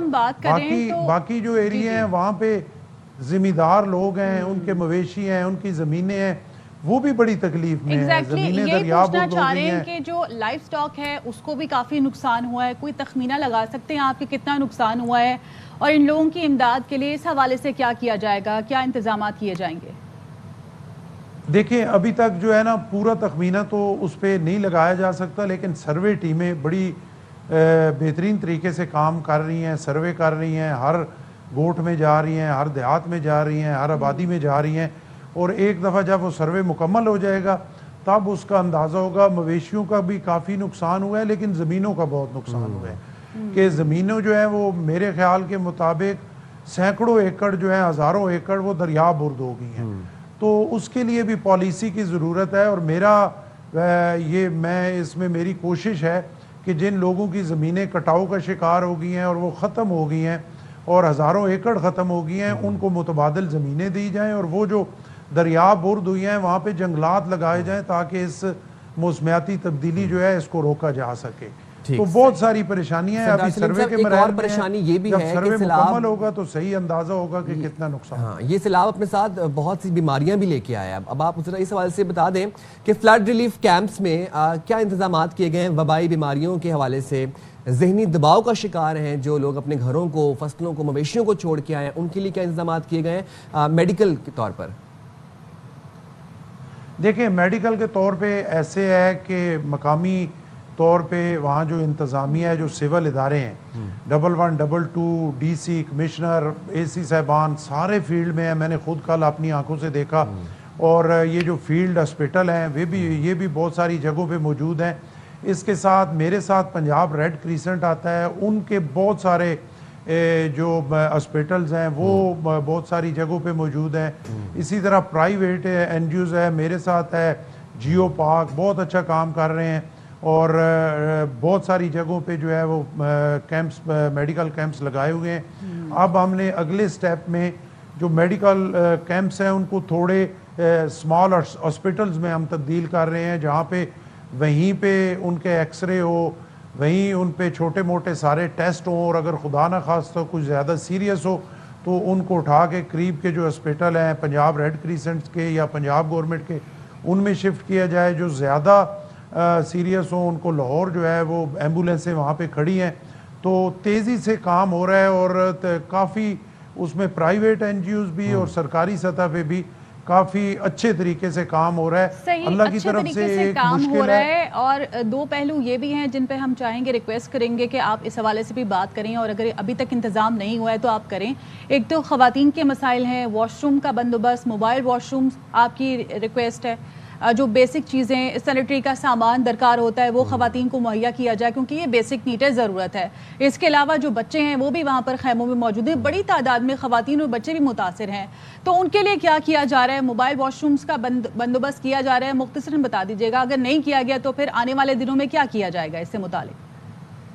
नहीं, बिल्कुल बिल्कुल आपकी बात से मैं एग्री करता हूँ। मोबाइल वॉशरूम्स की कमी है और क्योंकि इतना बड़ा फ्लड आया है और उस पे आप जितनी तेज़ी से भी काम करें तो इतनी जल्दी से तो वो सारा कुछ होना मुश्किल है।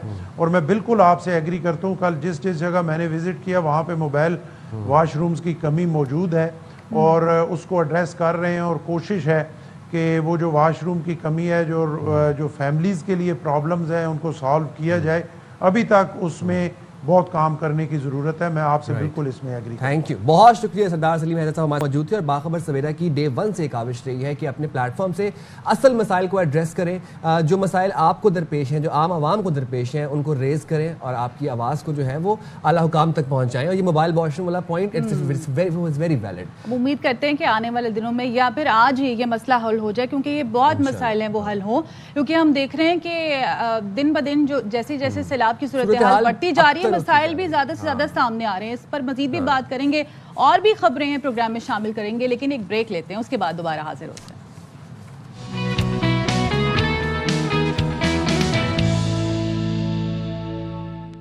अस्सलामुअलैकुम, बाखबर सवेरा में एक दफ़ा फिर से आपको कहते हैं खुश आमदीद। पिछले घंटे में हम पंजाब में सैलाबी सूरत हाल के हवाले से बात कर रहे थे। सिंध में अब जब ये सैलाब दाखिल होगा, खुदा ना खास्ता अल्लाह ना करे कि ये सैलाब हो, जब ये पानी दाखिल होगा, जब ये रेला दाखिल होगा, उस वजह से भी मैंने आपको बताया कि सिंध हुकूमत के इंतज़ामिया के क्या तमाम इंतजाम हैं। अच्छा, अब हम ज़रा बात कर लेते हैं कि जो तखमीना लगाया गया है डेथ टोल का तमाम तर मानसून की बारिशों के स्पेल के अंदर भी और अब जो सैलाबी सूरत हाल पंजाब में आई है उसके हवाले से मजमूई तौर पर अब हमें ये बताया जा रहा है कि NDMA के मुताबिक मुल्क भर में बारिशों और सैलाब के बायस अब तक 881 अफराद जाँ बहक हो चुके हैं और 1175 लोग जख्मी हुए हैं। अब पंजाब की अगर बात की जाए तो पंजाब में 223 अफराद जाँ बहक हुए हैं और 648 अफराद जो हैं वो जख्मी हुए हैं। KP में बारिशों से 48 अफराद जाँ बहक हुए, 359 जख्मी हुए। सिंध में इसी तरीके से अभी जो हालिया बारिशें हुई हैं 58 अफराद जाँ बहक हुए हैं और 78 अफराद जख्मी हुए हैं। और इसी तरह बलूचिस्तान की सूरत हाल से भी आप बताएं। हाँ, और वहाँ पर बारिशों से 26 अफराद जाँ बहक हो चुके हैं, 5 जख्मी बताए जा रहे हैं। गिलगित की बात कर लेते हैं तो वहाँ पर भी बारिशों से 41 अफराद जाँ बहक हुए हैं, जबकि 52 जख्मी बताए जा रहे हैं। आज़ाद कश्मीर में भी काफ़ी तबाही हुई है, 37 अफराद जाँ बहक बताए जा रहे हैं और 31 जख्मी हैं, जबकि इस्लामाबाद में बारिशों से होने वाले हादसात में 8 अफराद जाँ बहक और 3 जख्मी हुए हैं। रिपोर्ट के मुताबिक बारिशों और सैलाब से अब तक 8206 मकानात तबाह हुए हैं, जबकि 6180 मवेशी हलाक हो चुके हैं। तो ये तमाम तर सिचुएशन है जो नुकसान है ओवरऑल बारिशों और सैलाब की सूरत हाल से पैदा हुए हैं और काफ़ी नुकसान है जानी माली हर तरह का। अच्छा, हम देही इलाकों में देख रहे हैं कि फसलों का, मवेशियों का और जो मकानात हैं उनका नुकसान हुआ। इसी तरह जो अर्बन इलाके हैं जहाँ पर मानसून से नुकसानात हुए, वहाँ पर अब इस्लामाबाद में जो 2 रोज़ पहले बारिश हुई है, आप देखें कि गाड़ियों पूरी गाड़ी डूबी हुई थी। तो जो अर्बन इलाकों में बारिशें हो रही हैं वहाँ पर नुकसान इस तरह के हो रहे हैं, लोगों के सोलर प्लेट्स का नुकसान हो रहा है, वहाँ पर गाड़ियाँ डूब रही हैं, वहाँ पर मकानात में। आप देखें सियालकोट की अगर हम बारिश की बात करें जो कि मानसून के 8वें स्पेल में, जो गुज़िश्ता स्पेल था उसमें हुई, 600 मिलीमीटर बारिश थी। आप ये देखें कि 4 से 5 फुट पानी मोहल्लों में, गलियों में जो आर्टरीज थी वहां पर जमा था, आधा आधा घर, आधा आधा गेट लोगों का डूबा हुआ था।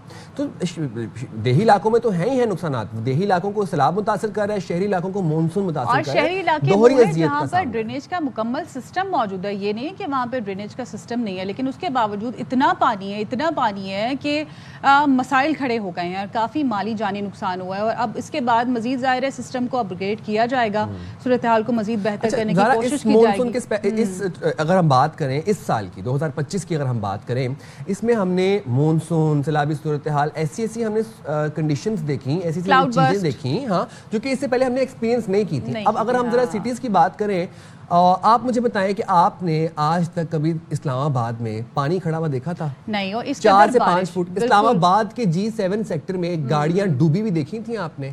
नेवर। आपने कभी ये सोचा था कि दरिया रावी, मैंने कभी लाहौर में रहते हुए हमेशा दरिया रावी में इतना पानी नहीं देखा, हमने नहीं देखा। 38 साल बाद दरिया रावी में इतना बड़ा रेला आया और इतना पानी दरिया रावी में देखा। तो चीजें हमने ऐसे फिनोमिनाज एक्सपीरियंस किए हैं जो हमने आज से पहले कभी नहीं किए थे। क्लाउड बर्स्ट की आपने बात की, ग्लोफ की बात की आपने, ग्लेशियर्स हमारा एक नेचुरल तरीका था पानी को जखीरा करने का, उसको स्टोर करने का। ग्लोबल वार्मिंग इतनी बढ़ गई, कार्बन एमिशन में 2 के हमारा हिस्सा 1% है, लेकिन हम सबसे ज्यादा मुतासिर उससे हो रहे हैं। हमारे ग्लेशियर्स मेल्ट हो रहे हैं और वो मूज और रेले जो है वो नीचे बाजू की तरफ। और एक चीज और भी है साइम, वो ये भी है कि जो दरियाओं के और पानी के रास्ते में तजावुजात बनाई गई हैं उसकी भी शिकायत आ रही है कि वो गलत बनाई गई है। जाहिर है कहा जाता है कि पानी अपना रास्ते पे वापस आता है, तो अब ये भी है और गवर्नमेंट भी ये कह रही है कि अब कोशिश की जाएगी जो तजावुजात बनाई गई हैं दरियाओं के रास्ते पे और तो उसको ख़त्म किया जाए और इस हवाले से भी काम किया जाएगा, क्योंकि अगले साल भी इस तरह की सिचुएशन होगी तो उससे बचने के लिए पहले से इकदाम किए जाएंगे। अच्छा, तो जहाँ पर इंसानी ज़िंदगी मुतासिर हुई है, इंसानों की, चलो ये है ना कि हम ये कह सकते हैं कि इंसान किसी हेल्पलाइन पे कॉल कर सकते हैं, उनको रेस्क्यू कर लिया जाता है। I am very sad about the fact कि जिस तरीके से मवेशी मुतासर हुए हैं, जिस तरीके से क्रॉप्स मुतासर हुई हैं। आपको पता है हमारा एग्रीकल्चर सेक्टर के ऊपर हमारी मईशत का कितना ज़्यादा इन्हिसार है। अब आप ये देखिए, मौसमियाती तब्दीली और इंतजामी नाअहली के बायस मानसून पाकिस्तान में खौफ और तबाही की अलामत बन गया। अब ज़राई शोबे में भी बुरी तरीके से हमने देखी कि तबाही आई। सैलाब ने सतलुज, रावी, चनाब के किनारे वाक़ई कई देहात में खड़ी फसलों का सफाया कर दिया। जब हम खड़ी फसलों की बात करते हैं तो खड़ी फसलें वो होती हैं कि जो बिल्कुल कटाई के करीब होती हैं। अब उसमें आप देखें कि सैलाब, खुराक, माल मवेशी, उसके बाद फिर फसलें सब बहा ले गया। सैलाबी पानी बड़े रकबे पर फैली ज़राई ज़मीन निकल गया। हमारे ज़ारा धान की फसल खड़ी थी, हमारे पास चारे की फसल खड़ी थी, हमारे पास कपास की फसल खड़ी थी, कॉटन, बहुत तबाही हुई, बहुत। ये तो आप तबाही की बात करें, लेकिन कुछ इलाके ऐसे भी हैं जैसे सक्कर है, वहाँ पर जो पानी आया है माहीगीरों के लिए रोजगार में इजाफा हो गया है। तो इस हवाले से नासिर जाफरी रिपोर्ट कर रहे हैं, उसमें जान लेते हैं कि किस तरह से माहीगीरों के लिए इजाफा हुआ है रोजगार में। दरियाए सिंध सक्खर के मुकाम पर इन दिनों दरिया की रौनकें बढ़ गई हैं। जहां सैलाबी सूरत हाल है तो वहीं मकामी माहीगीर बड़ी तादाद में जाल लगाकर मछलियों का शिकार करते नजर आ रहे हैं। हम दरिया से पकड़ के ले आते हैं, मछली जाल लगाते हैं, यहाँ पर बेचते हैं। अभी रोजी हो जाती है 300-400 रुपए। रोजी अच्छी खासी बन जाती थी मछली से। 10-15 बंदे मछुआरे पकड़ने वाले, 15 तो 2000 रुपए फी बंदा दिहाड़ी लगा के घर चला जाता है। माहीगीरों के मुताबिक दरिया की सतह जितनी बुलंद होती है मछलियों की आमद भी उतनी बढ़ती है, जिससे न सिर्फ उनके घर के चूल्हे जलते हैं बल्कि रोजगार में भी खासा इजाफा होता है। जो मछली बाजार में आती है वो डंडों से आती है या जो फार्म हाउस है वहाँ से आती है। ये जो दरिया का पानी आ रहा है, ताज़ा पानी अभी आ रहा है, उसमें जो मछली आ रही है ताज़ी हालत में हमें मिलती है और हम उसको पका के खाएंगे तो उसका तो टेस्ट और उसका फायदा बहुत है। शहरियों के मुताबिक मार्केट और फार्म की मछली अपनी जगह, मगर दरियाए सिंध के मीठे पानी की मछली मुनफरिद जायका और अहमियत रखती है। दरियाए सिंध में पानी की सतह बुलंद होकर जहाँ परेशानी का बाइस बन रही है तो वहीं इन माहीगीरों के लिए रोजगार की राहें भी खोल रही है। कैमरामैन असगर अली अब्बासी के साथ नासिर अब्बास जाफरी, ARY न्यूज, सक्खर। अच्छा, ये जो तमाम सैलाबी सूरत हाल है, ये यहाँ पर एक तरफ किसी के लिए तबाही है, वहाँ पर एक तरफ किसी के लिए रोजगार का जरिया बन रहा है। ये अब्र रहमत भी है और अब्र रहमत को हमने खुद ही अपने लिए जहमत बना लिया, हमारी अपनी ह्यूमन इंटरफेरेंस की वजह से। हमने जो अर्बनाइजेशन की, दरख्त काटा, ऑल दैट दोज थिंग्स। तो ये अब द पॉइंट इज कि जिस तरह सखर में हम यहाँ आपको दिखा रहे थे कि माहीगीरों का रोजगार चल रहा है, घर के चूल्हे चल रहे हैं, तो मौजे लग गए हैं, वो तो काफी खुश दिखाई दे रहे हैं। मछलियाँ जो है वो पकड़ रहे हैं, बेच रहे हैं, तो ये है कि उनके लिए रोजगार का एक सबब पैदा हो गया है। ये एक बड़ी खुश आइन बात है। चले, हमारे माहीगीरों के लिए एक बेहतरी हो गई है इस चीज़ के अंदर। देन अगेन बात वही है कि हमने, आई फील इज कि nature is avenging human kind. Nature आपको बता रही है कि आपने नेचर के साथ कितना मेस किया है, and now nature is back आप देखें रावी आया वापस, रावी ने वापस आके ये भी रिक्लेम कहा की जा रहा है अपनी कहीं कि स्पेस दरिया अपनी बजरी रेती सब वापस लेने आ गया। आपने दरिया के रास्ते पे सोसाइटीज बनाई तो अब दरिया वापस अपने रास्ते पे आया, तो ऐसा ये तो होना आबी है। गुजरगाहों के ऊपर कंस्ट्रक्शन, ये तो हम पैटर्न देख रहे हैं नॉर्थ टू सिंध, बिल्कुल केपी में देखें, आपने बुनेर में देखें, आप स्वात में देखें, आबी गुजरगाहों के ऊपर इलीगल कंस्ट्रक्शन स्कीम ही है। खैर उसके ऊपर भी अब काफी स्क्रूटनी की जा रही है और उसके ऊपर भी अब हमने काफी आवाज उठाई है, नहीं होना चाहिए क्योंकि अब यहाँ पर अगर पंजाब की बात की दरिया रावी के बेड के ऊपर, क्योंकि 38 साल से 40 साल से वहाँ पानी नहीं आया, तो वहाँ पर अब इतनी कंस्ट्रक्शन की गई है। क्रॉप्स की हम बात कर रहे थे ना, हम बात कर रहे थे फसलों की, तो मैं आपको बता रहा था कि हमारे पास धान की फसल खड़ी थी, हमारे पास चारे की फसल खड़ी थी, हमारे पास कपास की फसल खड़ी थी। आपको पता है पाकिस्तान का एग्रीकल्चर सेक्टर, पाकिस्तान की जो मईशत है वो कपास के ऊपर, कॉटन के ऊपर कितना रिलाई करती है। अब कपास का इतना नुकसान हमें पहुंचा है। मुल्क में तूफानी बारिशें हुई, फिर उसके बाद सैलाब आया। अब तूफानी बारिशों ने वैसे ही फसलों को मुतासिर किया, जब सैलाब आया, सैलाब तो पूरी फसल निकल गया। ये तमाम तर चीज़ें मद्देनजर रखते हुए अक़वाम मुत्तहिदा ने अब खबरदार कर दिया है कि पाकिस्तान को खुराक की शदीद किल्लत और महंगाई का सामना करना पड़ सकता है। अब अगले साल जब हमें ये मार्केट में गैप रियलाइज होगा ना कि हमारे पास गंदम की शॉर्टेज है, हमारे पास कपास की शॉर्टेज आ रही है, हमारे पास चारा नहीं है, तो ये जो गैप है इस हवाले से हमें अक़वाम मुत्तहिदा ने भी खबरदार कर दिया है कि ग़िज़ाई किल्लत का खदशा है पाकिस्तान को। तो बात कर लेते हैं फिर इस हवाले से chairman all Pakistan foundation Syed Mahmood Bukhari हमारे साथ मौजूद हैं। बहुत शुक्रिया महमूद साहब, आपने बाखबर सवेरा के लिए वक्त निकाला। ज़रा बताइएगा कि हालिया बारिशें जो हुई उसके बाद जो तमाम तर सैलाबी सूरत हाल थी, कौन कौन सी फसल सबसे ज़्यादा मुतासर हुई है और क्या तखमीना लगाया जा सकता है इस पॉइंट तक कि कितना नुकसान हुआ है? जी बिस्मिल्लाहिर्रहमानिर्रहीम, अल्लाहुम्मा सल्ली अला मुहम्मद व अला मुहम्मद। अस्सलाम वालेकुम, शुक्रिया आपका और आपके टीवी चैनल का। गुजारिश ये है कि ये बहुत बड़ा डिज़ास्टर है। ये जो सैलाब है इसने पलक झपकते ही लोगों की ज़िंदगियों को तबाह बर्बाद कर दिया और इस वक्त सबसे ज़्यादा सफ़र जो है वो किसान ने किया। कमो पेश इस वक्त तक, क्योंकि दिन ब दिन इजाफा हो रहा है, 30 लाख एकड़ तक जो है वो फसलें तबाह हुई हैं और घर मसमार हो गए, गिर गए और माल मवेशी डंगर, आपके ट्यूबवेल्स, आपकी जो उनके घरों के दाने पड़े हुए थे साल भर के लिए उन्होंने अपने अनाज के तौर पे रखे हुए थे, वो ख़त्म हो गए। उनका चारा जो है वो ख़त्म हो गया। इस वक्त तो किसान पे क़यामत टूटी हुई है और वो बेसरोसामानी के आलम में बैठा हुआ है और मीडिया वो दिखा रहा है, अल्लाह करे वो दिखाता रहे, उसको कंट्रोल ना किया जाए, वरना सोशल मीडिया तो दिखा ही रहा है, आपको पता है।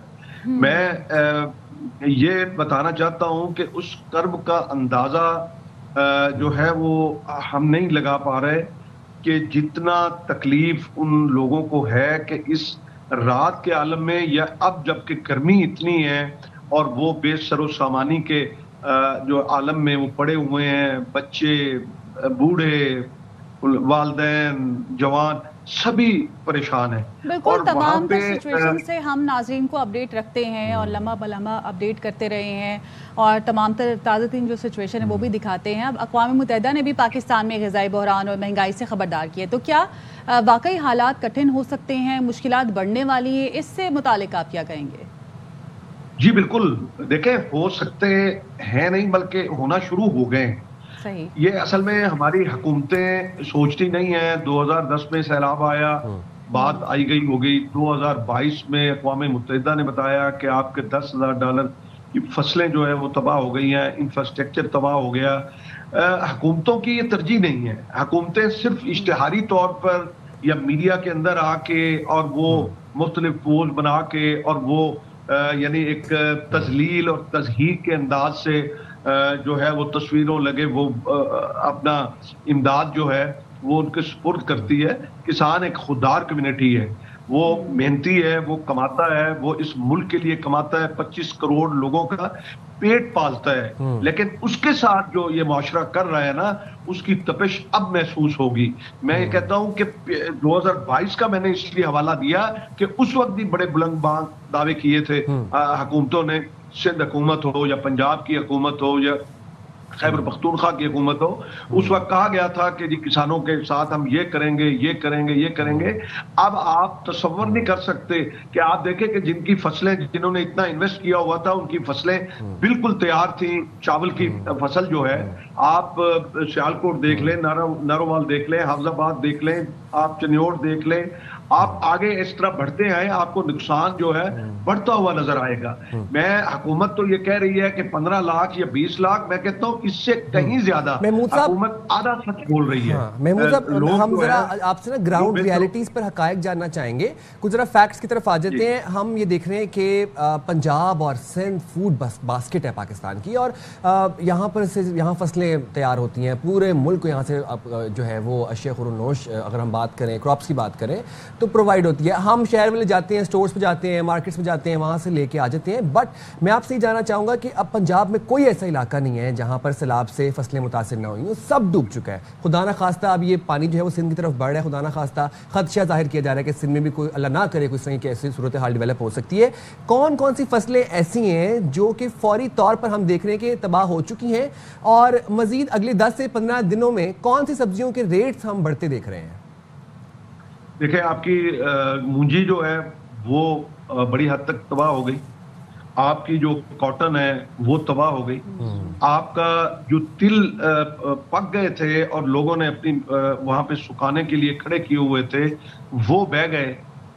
और उसके साथ साथ जो है वो चारा जात जो थे, वो जो मवेशियों के लिए जरूरत थे, वो खत्म हो गए। जो कुल कायनात है किसान की, जो अपने जानवरों से वो जिस कदर प्यार करता है, क्योंकि वो जानवर ही उसे पालते हैं। जब फसल कोई डिजास्टर की वजह से या किसी मौसमी हालात की वजह से खराब हो जाती है, तो वो मवेशियों से ही जो है वो उसको खुराक हासिल होती है अपने बच्चों के लिए।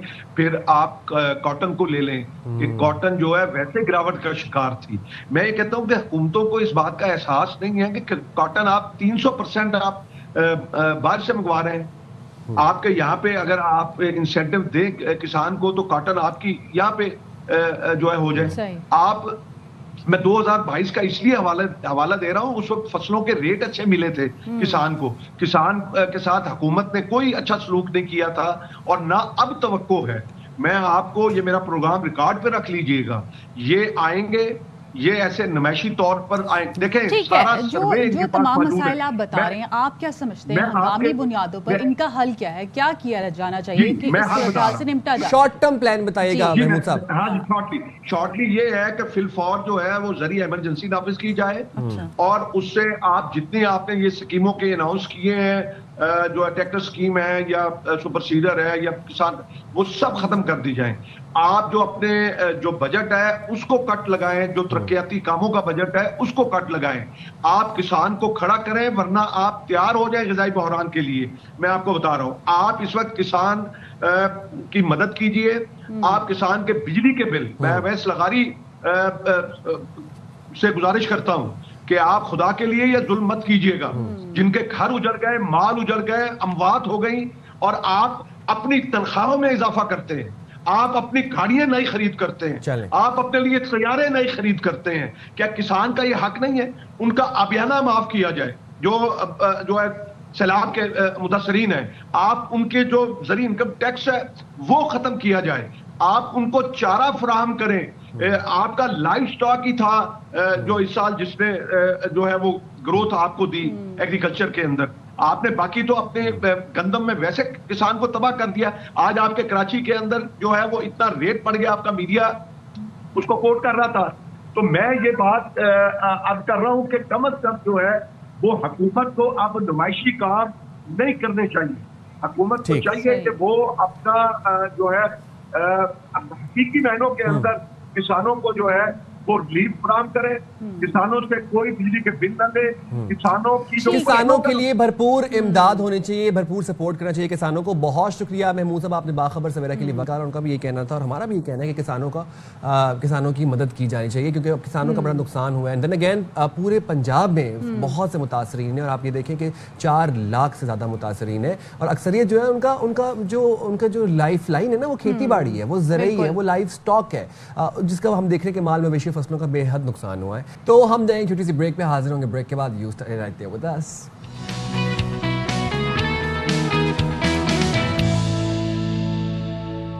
वेलकम बैक जनाब। प्रोग्राम में आगे बढ़ने से पहले मुझे एक बात बताएं कि ड्रोन चलाती हैं, कब चलाया है और कब इजाद हुआ है? कब इजाद हुआ है? अभी हुआ रिसेंटली, इस सदी की इजाद है ड्रोन। आप क्यों पूछ रहे हैं? मैं इसलिए पूछ रहा हूँ क्योंकि वैसे अभी इजाद नहीं हुआ ड्रोन। अच्छा। ड्रोन जो है ना वो एक अरसा दराज से चलता आ रहा है। By drone I mean flying चप्पल। ओके। फ्लाइंग चप्पल की बात हम क्यों कर रहे हैं? हम जो बेसिकली जो देसी मॉम्स की फ्लाइंग चप्पल होती है ना, जिसका निशाना ऐसे बुल्सआई होता है और आप देखें कि वो या मतलब अच्छे खासे फासले से भी ना अम्मा की चप्पल जो है वो सीधा अपने टारगेट को हिट करती है, वो कभी मिस नहीं करती।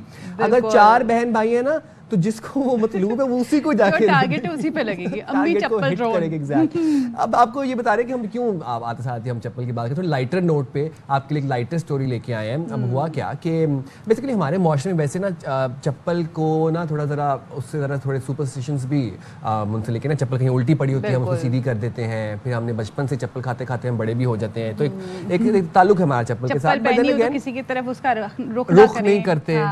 ये बड़ी एथिकल हमारे कल्चर में चीज़ है कि आप अपने चप्पल का रुख किसी की तरफ नहीं करना।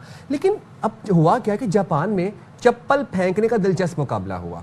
शुक्र है ये जापान में हुआ, पाकिस्तान में होता तो हमारी देसी मॉम सारी वैसे पहुंच जाती। नंबर 1 होती है, मुश्किल होती है फैसला करने में कि किसकी माँ जीती है। अब अभी मनाजिर देखे ज़रा, ये स्लीपर किंग इवेंट इसका नाम था। इसमें 204 शुरका ने हिस्सा लिया जो मुख्तलिफ मराहिल तय करके फाइनल तक पहुंचे। अब मुकाबले के उसूल के मुताबिक शुरका को अपनी चप्पल को पैर की मदद से ज़्यादा दूर फेंकना होता है।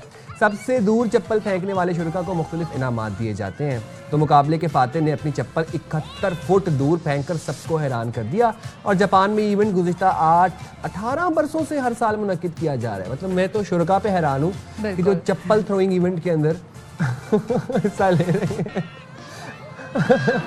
और वो निकट्टू बच्चे भी जो स्कूल से घर आते हैं और चप्पल ऐसे उतार के फेंकते हैं, ट्यूशन से आके यूं चप्पल फेंकते हैं, एक जूता वहाँ एक जूता वहाँ। उनको यहाँ भेजना चाहिए ताकि जो हमारी देसी अम्मी है वो भी खुश हों और बच्चे कामयाबी हों, किसी तौर तो कामयाब हों। कि अक्सर माएँ कहती हैं कि हमारी बेटा या हमारा ही बच्चा वैसे ना मुझे लगता है कि ना इस इवेंट में ना पाकिस्तान से बाकायदा एक ब्राउन मॉम्स का वफ्द भेजना चाहिए, ठीक है, अपनी अपनी चप्पलों के साथ। और क्योंकि मुझे पता है कि वो इस इवेंट में एक्सेल करेंगी।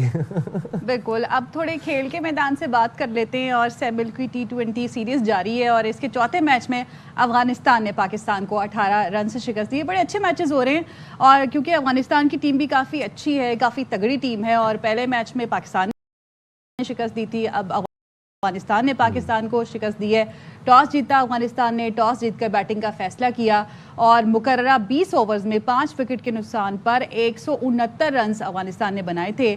जबकि अफगानिस्तान के इब्राहिम जरदान ने 65 और सदीकुल्ला ने 64 रन बनाए।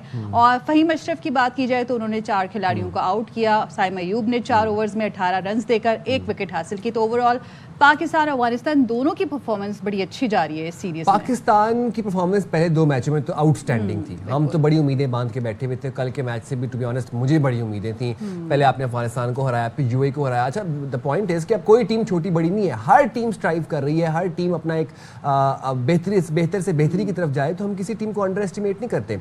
कल भी हमारे साथ प्रोग्राम में जब नुमाइंदा खसूसी थे वो यही बात कर रहे थे कि आप किसी टीम को अंडर एस्टिमेट नहीं कर सकते। आपने अपनी परफॉर्मेंस बेहतर से बेहतर बनानी है, अच्छी से अच्छी रखनी है। बात करते हैं साबिक क्रिकेटर तौसीफ अहमद साहब हमारे साथ मौजूद हैं। तौसीफ भाई बताइएगा ये क्या हुआ? मतलब ये तो उम्मीदों पर पानी फिर गया। हम तो सोच रहे थे कि आज का मैच भी बड़ा बेहतरीन जाएगा और पाकिस्तान फतेहयाब होगा। 2 मैचेस में जो पाकिस्तान की परफॉर्मेंस देखी हमने, यूएई के खिलाफ हराया, यूएई को, अफगानिस्तान को हराया है। ये आज के कल के मैच में क्या हुआ? जी शुक्रिया। और यस, ये आपको इसी तरह करते रहेंगे। एक प्रोग्राम आप इनके फेवर में करेंगे, एक प्रोग्राम थोड़ा सा नाराज होकर करेंगे, तो ये सिलसिला जारी रहेगा। अभी और कंसिस्टेंसी जिसे हम कहते हैं वो नजर नहीं आ रही। जा रही है नहीं है, मुश्किलात तो है। देखिए, अब आप कुछ भी कोई कह ले, हम सारा फोकस हमने और मेरा ख्याल ऑफिशियल्स का भी और बाहर के लोगों का भी बाबर आजम पे और रिजवान पे लगा दिया। हम क्रिकेट टीम जो खेल रही है, मेरा ख्याल है उस तरफ से हट के थोड़ा इन पे देखिए। मेरा कहना ये है कि देखिए, जो परफॉर्मर हैं डोमेस्टिक के, जो आपकी सेकंड स्ट्रेंथ बननी है, उनको चांस दें। और अगर वो नहीं करेंगे, पूरा चांस दें। ऐसा नहीं कि देखिए ना, कितने सालों से बाबर और ये लोग खेल रहे हैं, तो उसके आधा टाइम ही उनको दे, थोड़ा सा इनको, क्योंकि ये परफॉर्मर है। उस लिहाज से अब कल की बात आपने की, यस बिल्कुल। और मेरे नज़र में तो अफगानिस्तान यानी मैं बीइंग मेरी अपनी ओपिनियन है कि उसने टॉस जीत के पहले बैटिंग की। मुझे तो इतना वो नहीं हुआ कि जो है ये सही फैसला था, बट जाहिर है हम देखते हैं वहाँ पे ड्यू फैक्टर बड़ा होता है, तो उस लिहाज से गेंद देखिए इतनी जल्दी जल्दी लोग टावल से साफ कर रहे हैं, तो उस लिहाज से मैं समझता हूँ कि फैसला नहीं, बट उनकी स्ट्रेटेजी बड़ी जबरदस्त थी। एक विकेट गिरने के बाद उन्होंने देखा, और वो एक लंबी पार्टनरशिप, जैसा कि अभी आप सदीकुल और इब्राहिम ने जो है वो 122 या 25 रन की एक पार्टनरशिप बड़ी लगाई, और जो टारगेट उनके कप्तान ने टॉस के टाइम में दिया था वो 170 का था, 1 रन का, वरना पाकिस्तान को 170। देखिए हमें समझ नहीं आ रही कि हम कर क्या रहे हैं। उन्होंने और पहले 6 ओवर में जो हम करते हैं एकदम बहुत अच्छा कर देते हैं, फिर वो टीम 4 स्पिनर्स खिला रही है, आप 1 स्पिनर खिला रहे हैं, रेगुलर स्पिनर, तो आप क्या करना चाह रहे हैं? आप ये करना चाह रहे हैं, आपका प्लान, अगर आप सोच रहे हैं कि आगे की सोच रहे हैं, मुझे नहीं लग रहा आप, क्योंकि अबरार को आपने बाहर बिठा के मेरा ख्याल है वो जिस चेयर पे बैठा है वो चेयर भी जो है बिल्कुल वो हो गई होगी।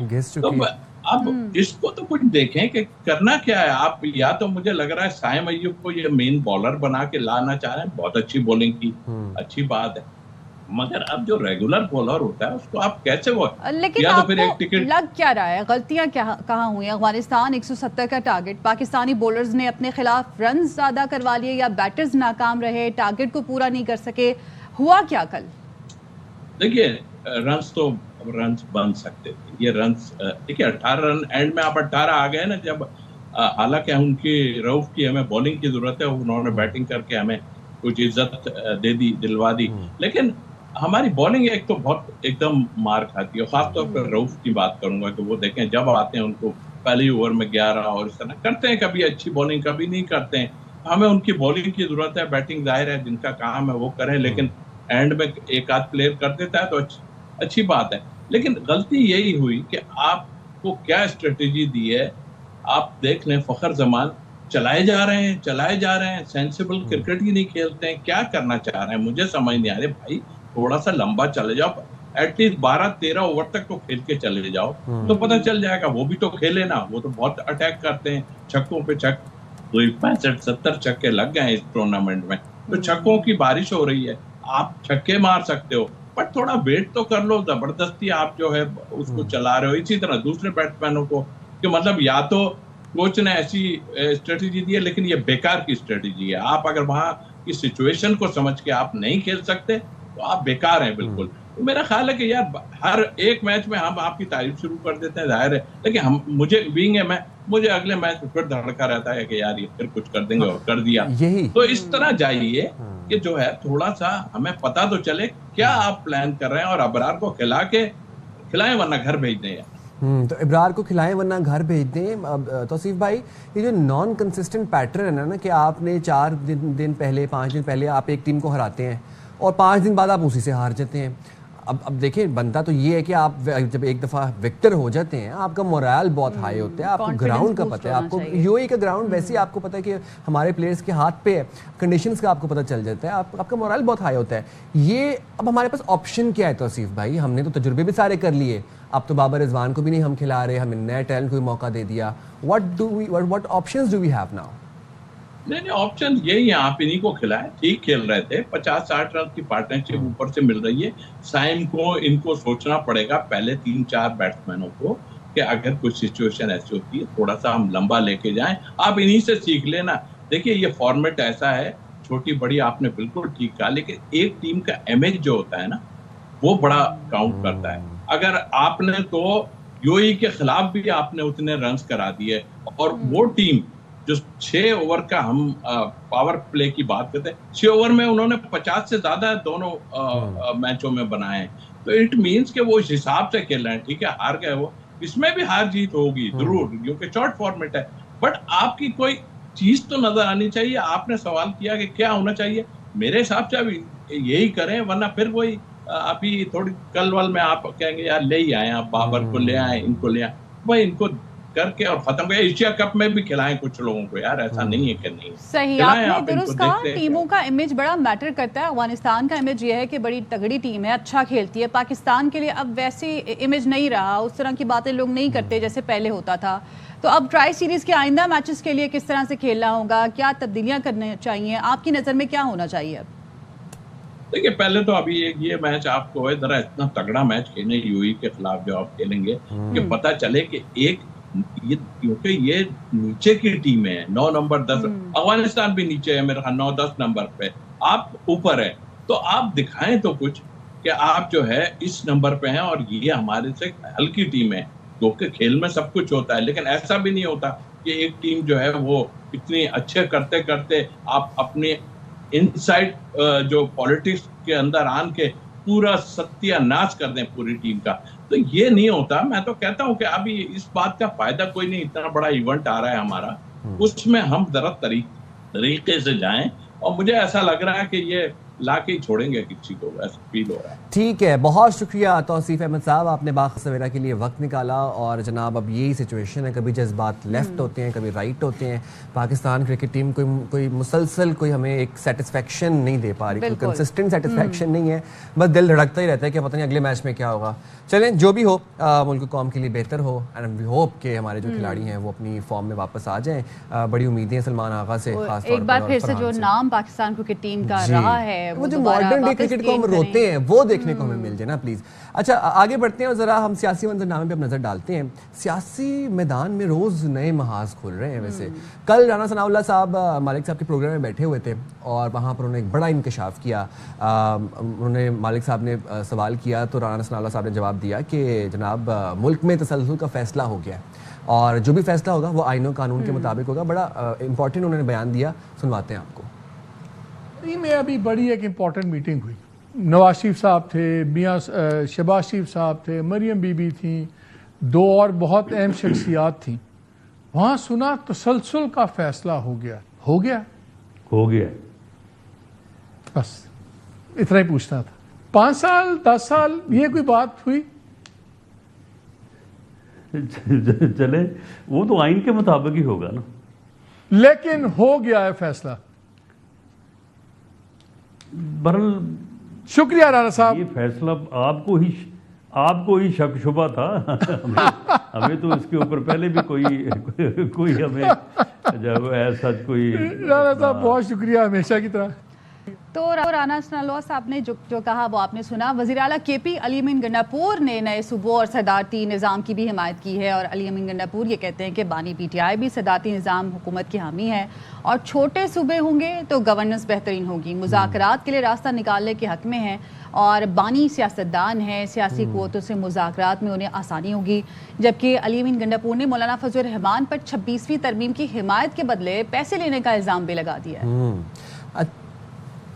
रहमान साहब क्या किया उसने, माल लेकर कभी तरमीम को वोट किसने दिया? इसी मौलाना ने दिया, वो सबको पता है, छुपी बात नहीं है। हमारे सादगान साहिबान कभी उसके पीछे नमाज़ें पढ़ रहे हैं, कभी हाजिरियां लगा रहे हैं। मैंने उस वक्त भी कहा था तुम इसको नहीं जानते हो, ये अपना मतलब निकाल लेगा। हर सिस्टम के अंदर क्या मौलाना उसका बेनिफिशियरी नहीं रहा? अच्छा जनाब, और फिर वज़ीर रेलवे हनीफ अब्बासी हैं, वो ये कहते हैं कि निज़ाम को हाइब्रिड कहकर ऐवान का तकद्दुस खुद बदनाम करते हैं और यहाँ बैठकर ब्यूरोक्रेसी को बुरा भला कह देते हैं। हमें हुकूमती बेंचों से अपोजिशन में चले जाना चाहिए। तो ये हनीफ अब्बासी साहब की 3 इंपॉर्टेंट डेवलपमेंट्स थी कल पॉलिटिकल सर्वे के अंदर। हमने आपको से आगाह किया। तमाम तर सियासी मंजरनामे में बात कर लेते हैं। हमारे पास JUI-FA के रहनुमा हमारे साथ मौजूद हैं, कामरान मुर्तज़ा साहब। बहुत शुक्रिया सेनेटर साहब, आपने बाखबर सवेरा के लिए वक्त निकाला। Starting from the first thing, कल राना सनाउल्लाह साहब ने एक बड़ा इंकशाफ किया है। वो कहते हैं कि मुल्क में तसलसल का फैसला हो गया है, जो भी फैसला होगा वो आइन और कानून के मुताबिक होगा। मौजूदा हालात में इस बयान की आप क्या अहमियत देखते हैं? ठीक है, कामरान साहब के साथ हम ऑडियो कनेक्ट करने की कोशिश कर रहे हैं। पूरे मुल्क में देखें जिस तरह से मवासलाती निज़ाम दरहम बरहम है, तो ऑडियो कनेक्शन में बड़ा इशू होता है। Again coming back to the political scenario, कल जो राना सनाउल्लाह साहब ने एक बड़ा इंकशाफ किया है उसके बारे में भी बात करेंगे, उसकी क्या अहमियत है, उसके क्या समरात हैं। थोड़ी अब से कुछ देर बाद कामरान मुर्तज़ा साहब हमारे साथ मौजूद होंगे। अली अमीन गंडापुर साहब ने जिस तरीके से इस बात का एतराफ़ किया, वो इस बात को बड़ा सपोर्ट करते नजर आ रहे हैं कि मुल्क में सूबे होने चाहिए, मज़ीद सूबे होंगे, नए सूबे होंगे तो सदारती निज़ाम जो है उसमें बेहतरी आएगी, गवर्नेंस में बेहतरी आएगी। अली अमीन गंडापुर ये भी कहते हैं कि बानी पीटीआई भी सदारती निज़ाम हुकूमत के हामी हैं, तो इस पर भी बात करेंगे। हम जरा कामरान साहब हमारे साथ मौजूद हो, वापस आ गए हैं, तो कामरान साहब जरा बताइएगा, राना सनाउल्लाह साहब ने कल एक बयान दिया है, एक बड़ा इंकशाफ किया है, क्या अहमियत है इस बयान की? उन्होंने कहा है कि मुल्क में तसलसल का फैसला कर लिया गया है, कैसे देखते हैं इस बयान को? जी कामरान साहब। जी हमसे पूछ रहे हैं, मुल्क में तसलसल का फैसला कर लिया है। मुल्क में तसलसल का फैसला अवाम ने करना होता है और दस्तूर के मुताबिक करना होता है, और दस्तूर के मुताबिक जो फैसला है, जो पहले वाला फैसला भी है 2024 वाला या इवन 2018 वाला, उसके ऊपर भी जो है ना वो बहुत सारे साए हैं और भी डिस्प्यूटेड। तो उस फैसले की अगर तसलसल कोई बता रहा है तो फिर वो तसलसल जो है, और ये फैसला अभी से बिफोर टाइम कर लिया गया है, तो ये दस्तूर की वायलेशन में होगा। कामरान साहब वो ये भी कह रहे थे कि आईन और कानून के मुताबिक ही फैसला होगा जो भी होगा। आइन के मुताबिक फैसला होना चाहिए, मगर आइन के मुताबिक जो है उनको तोते वाला किसने बता दिया कि जो है ना वो पहले से फैसला बता दें? वो तो अवाम ने फैसला करना है, और अवाम जो भी फैसला करेंगे वो ठीक होगा। पहले इलेक्शन को ठीक करिए, उसके बाद अवाम का फैसला जो भी हो वो सबको एक्सेप्टेबल होगा, मगर किसी को वो फैसला पहले नहीं पता चल सकता। अच्छा कामरान साहब, अली अमीन गंडापुर ने मौलाना फजल रहमान पर 26वीं तरमीम की हिमायत के बदले पैसे लेने का इल्जाम लगाया है, इस पर आप क्या कहेंगे? वो जैसा शख्स खुद होता है वो दूसरों के बारे में भी वैसा ही सोचता है, क्योंकि वो उनका अपना माइंड है, वो अपना जो है ना उनके जहन में जो है ना एक चीज भरी हुई है, तो इसके अलावा उनकी सोच कहीं और भी नहीं सकती। कामरान साहब आजकल एक और चीज भी जेरे बहस है, मुल्क में नए सूबे बनाने के हवाले से आपकी पार्टी का क्या मौक़िफ़ है इस पे? देखिए, पार्टी ने अभी तक इस मामले को डिबेट नहीं किया, मगर इसके बावजूद मैं ज़ाती मौक़िफ़ बता देता हूँ कि ये मौक़िफ़ जो है ये बात दुरुस्त भी हो सकती है, गलत भी हो सकती है, और मगर इसका वक्त जो है ये आज नहीं है, क्योंकि मुल्क बहुत सारे मसाइल का शिकार है। मैं जो है मामला को इन्वाइट न, नए डिस्प्यूट्स को न करिए, ये मुल्क कमजोर कर, इससे कोई अच्छा ही नहीं आएगा। अच्छा, कालाबाग डैम के हवाले से जरा बात कर लेते हैं। वज़ीर आला केपी बार बार जोर दे रहे हैं कालाबाग डैम के हवाले से, तो इस पर आपकी पार्टी का क्या मौक़िफ़ है? आप क्या कहते हैं, बनना चाहिए, क्या होना चाहिए? जी कामरान साहब। जी कामरान साहब। मगर अब चल कामरान साहब आपसे ऑडियो रिकनेक्ट करने की कोशिश करते हैं, आप हमारे साथ ही रहिएगा, कोशिश करते हैं कि आपसे ऑडियो रिकनेक्ट की जाए। तो आपने सुना कि कामरान मुर्तज़ा साहब ने क्या कहा, और ये तमाम तर सियासी मंजरनामे में इस तरह की चीज़ें चल रही हैं, और ये हम देख रहे हैं एवरी डे एक नई डेवलपमेंट होती है, या एक नया जिसे कहते हैं ना एक सफ़ा पलटा जाता है। सूरत हाल है तो डैम्स के ऊपर भी बात हो रही है, लेकिन डैम्स के ऊपर भी इख्तिलाफ है सूबों का। कालाबाग डैम के हवाले से सिंध कुछ कहता है और केपी कुछ कहता है। एट दिस पॉइंट ज़रा डोंट यू थिंक कि इस टाइम पर तमाम सियासी जमातों को, सियासी कुव्वतों को एक पेज पर आना चाहिए? आप डैम बनाएं या आप कोई ऐसा तरीका निकालें कि जिससे आप ये एक्सेसिव वाटर को स्टोरेज करें और आप सैलाब से तबाही को रिफ्रेन कर सकें। तो कामरान मुर्तज़ा साहब एक बार फिर हमारे साथ मौजूद हैं। कामरान साहब कंटिन्यू कीजिएगा। कालाबाग डैम के हवाले से बात हो रही थी, आपकी पार्टी का क्या मौक़िफ़ है? वज़ीर आला केपी तो कहते हैं बनना चाहिए, आप क्या कहते हैं? दो इसके जवाब आते हैं। एक जवाब ये कि अब आपको समझ आ गया होगा कि वहाँ पे खैबर पख्तूनख्वा में क्यों जो है एक मखसूस हुकूमत लाई गई। ये आप सदारती निज़ाम की हमायत, कालाबाग डैम की हमायत, ये सब कुछ चीजें जो है खुल के सामने आ गई हैं। ये एक इसका जवाब है। दूसरा जवाब ये है कि ये इस वक्त ये इशू ऐसा नहीं है कि जिसको छेड़ा जाए। मुल्क बहुत सख्त मुश्किलात का शिकार है। आपके 2-2.5 सूबे जो है वो तकरीबन नो गो एरियाज बन चुके हैं। कभी धमाके, कभी दहशतगर्दी, कभी शहादतें, कभी अमवात। तो ये मुनासिब वक्त नहीं है इन बातों को छेड़ने का। हर चीज का एक वक्त होता है, फिर उस वक्त के बाद जब वो वक्त हो उसके बाद उस पर डिबेट की जा सकती है, और डिबेट के नतीजे में जो भी फैसला हो वो एक्सेप्टेबल होगा। मगर आज ये फैसला जो है ना अगर आप कर लेते हैं, ताकत के जोर पे कर लेते हैं, या खुदा न खास्ता मुल्क को नुकसान देगा। कामरान साहब, वैसे ये हर साल ही जब जब हमें सैलाबी सूरत हाल का सामना होता है तब तब ये मानसून के सीजन में डैम्स का किस्सा छिड़ जाता है। वैसे आपको नहीं लगता कि तमाम सियासी जमातों को एक पेज पर आके ये डैम्स के हवाले से एक लाहा अमल बनाना चाहिए? क्योंकि देखिए डैम से मतलब फ़ायदा ही है, वाटर स्टोरेज ही है, पावर जनरेशन ही है। जी, इसमें यकीनन डैम बनने चाहिए मुल्क में। वो एक भी हो सकता है, एक से ज्यादा भी हो सकते हैं, मगर उसकी जो फिजिबिलिटी है और उसके साथ साथ जो है वो दूसरा इत्तेफाक, ये उन बातों पे जरूरी है। अगर आप किसी सूबे को या कुछ किसी कौमियत को नाराज करके उस कास्ट पे डैम बनाना चाहते हैं तो वो नुकसान देगा, वो फायदा नहीं देगा। इसलिए इसके ऊपर जो है ना टेक्निकल मामला के साथ साथ जो है ना कौमी इत्तेफाक राय जरूरी, कौम इत्तेफाक राय जरूरी। ठीक है, बहुत शुक्रिया कामरान मुर्तज़ा साहब, आपने बाखबर से वक्त निकाला। हम जाएंगे एक छोटी सी ब्रेक पे, हाजिर होंगे ब्रेक के बाद। हमारे साथ रहिएगा।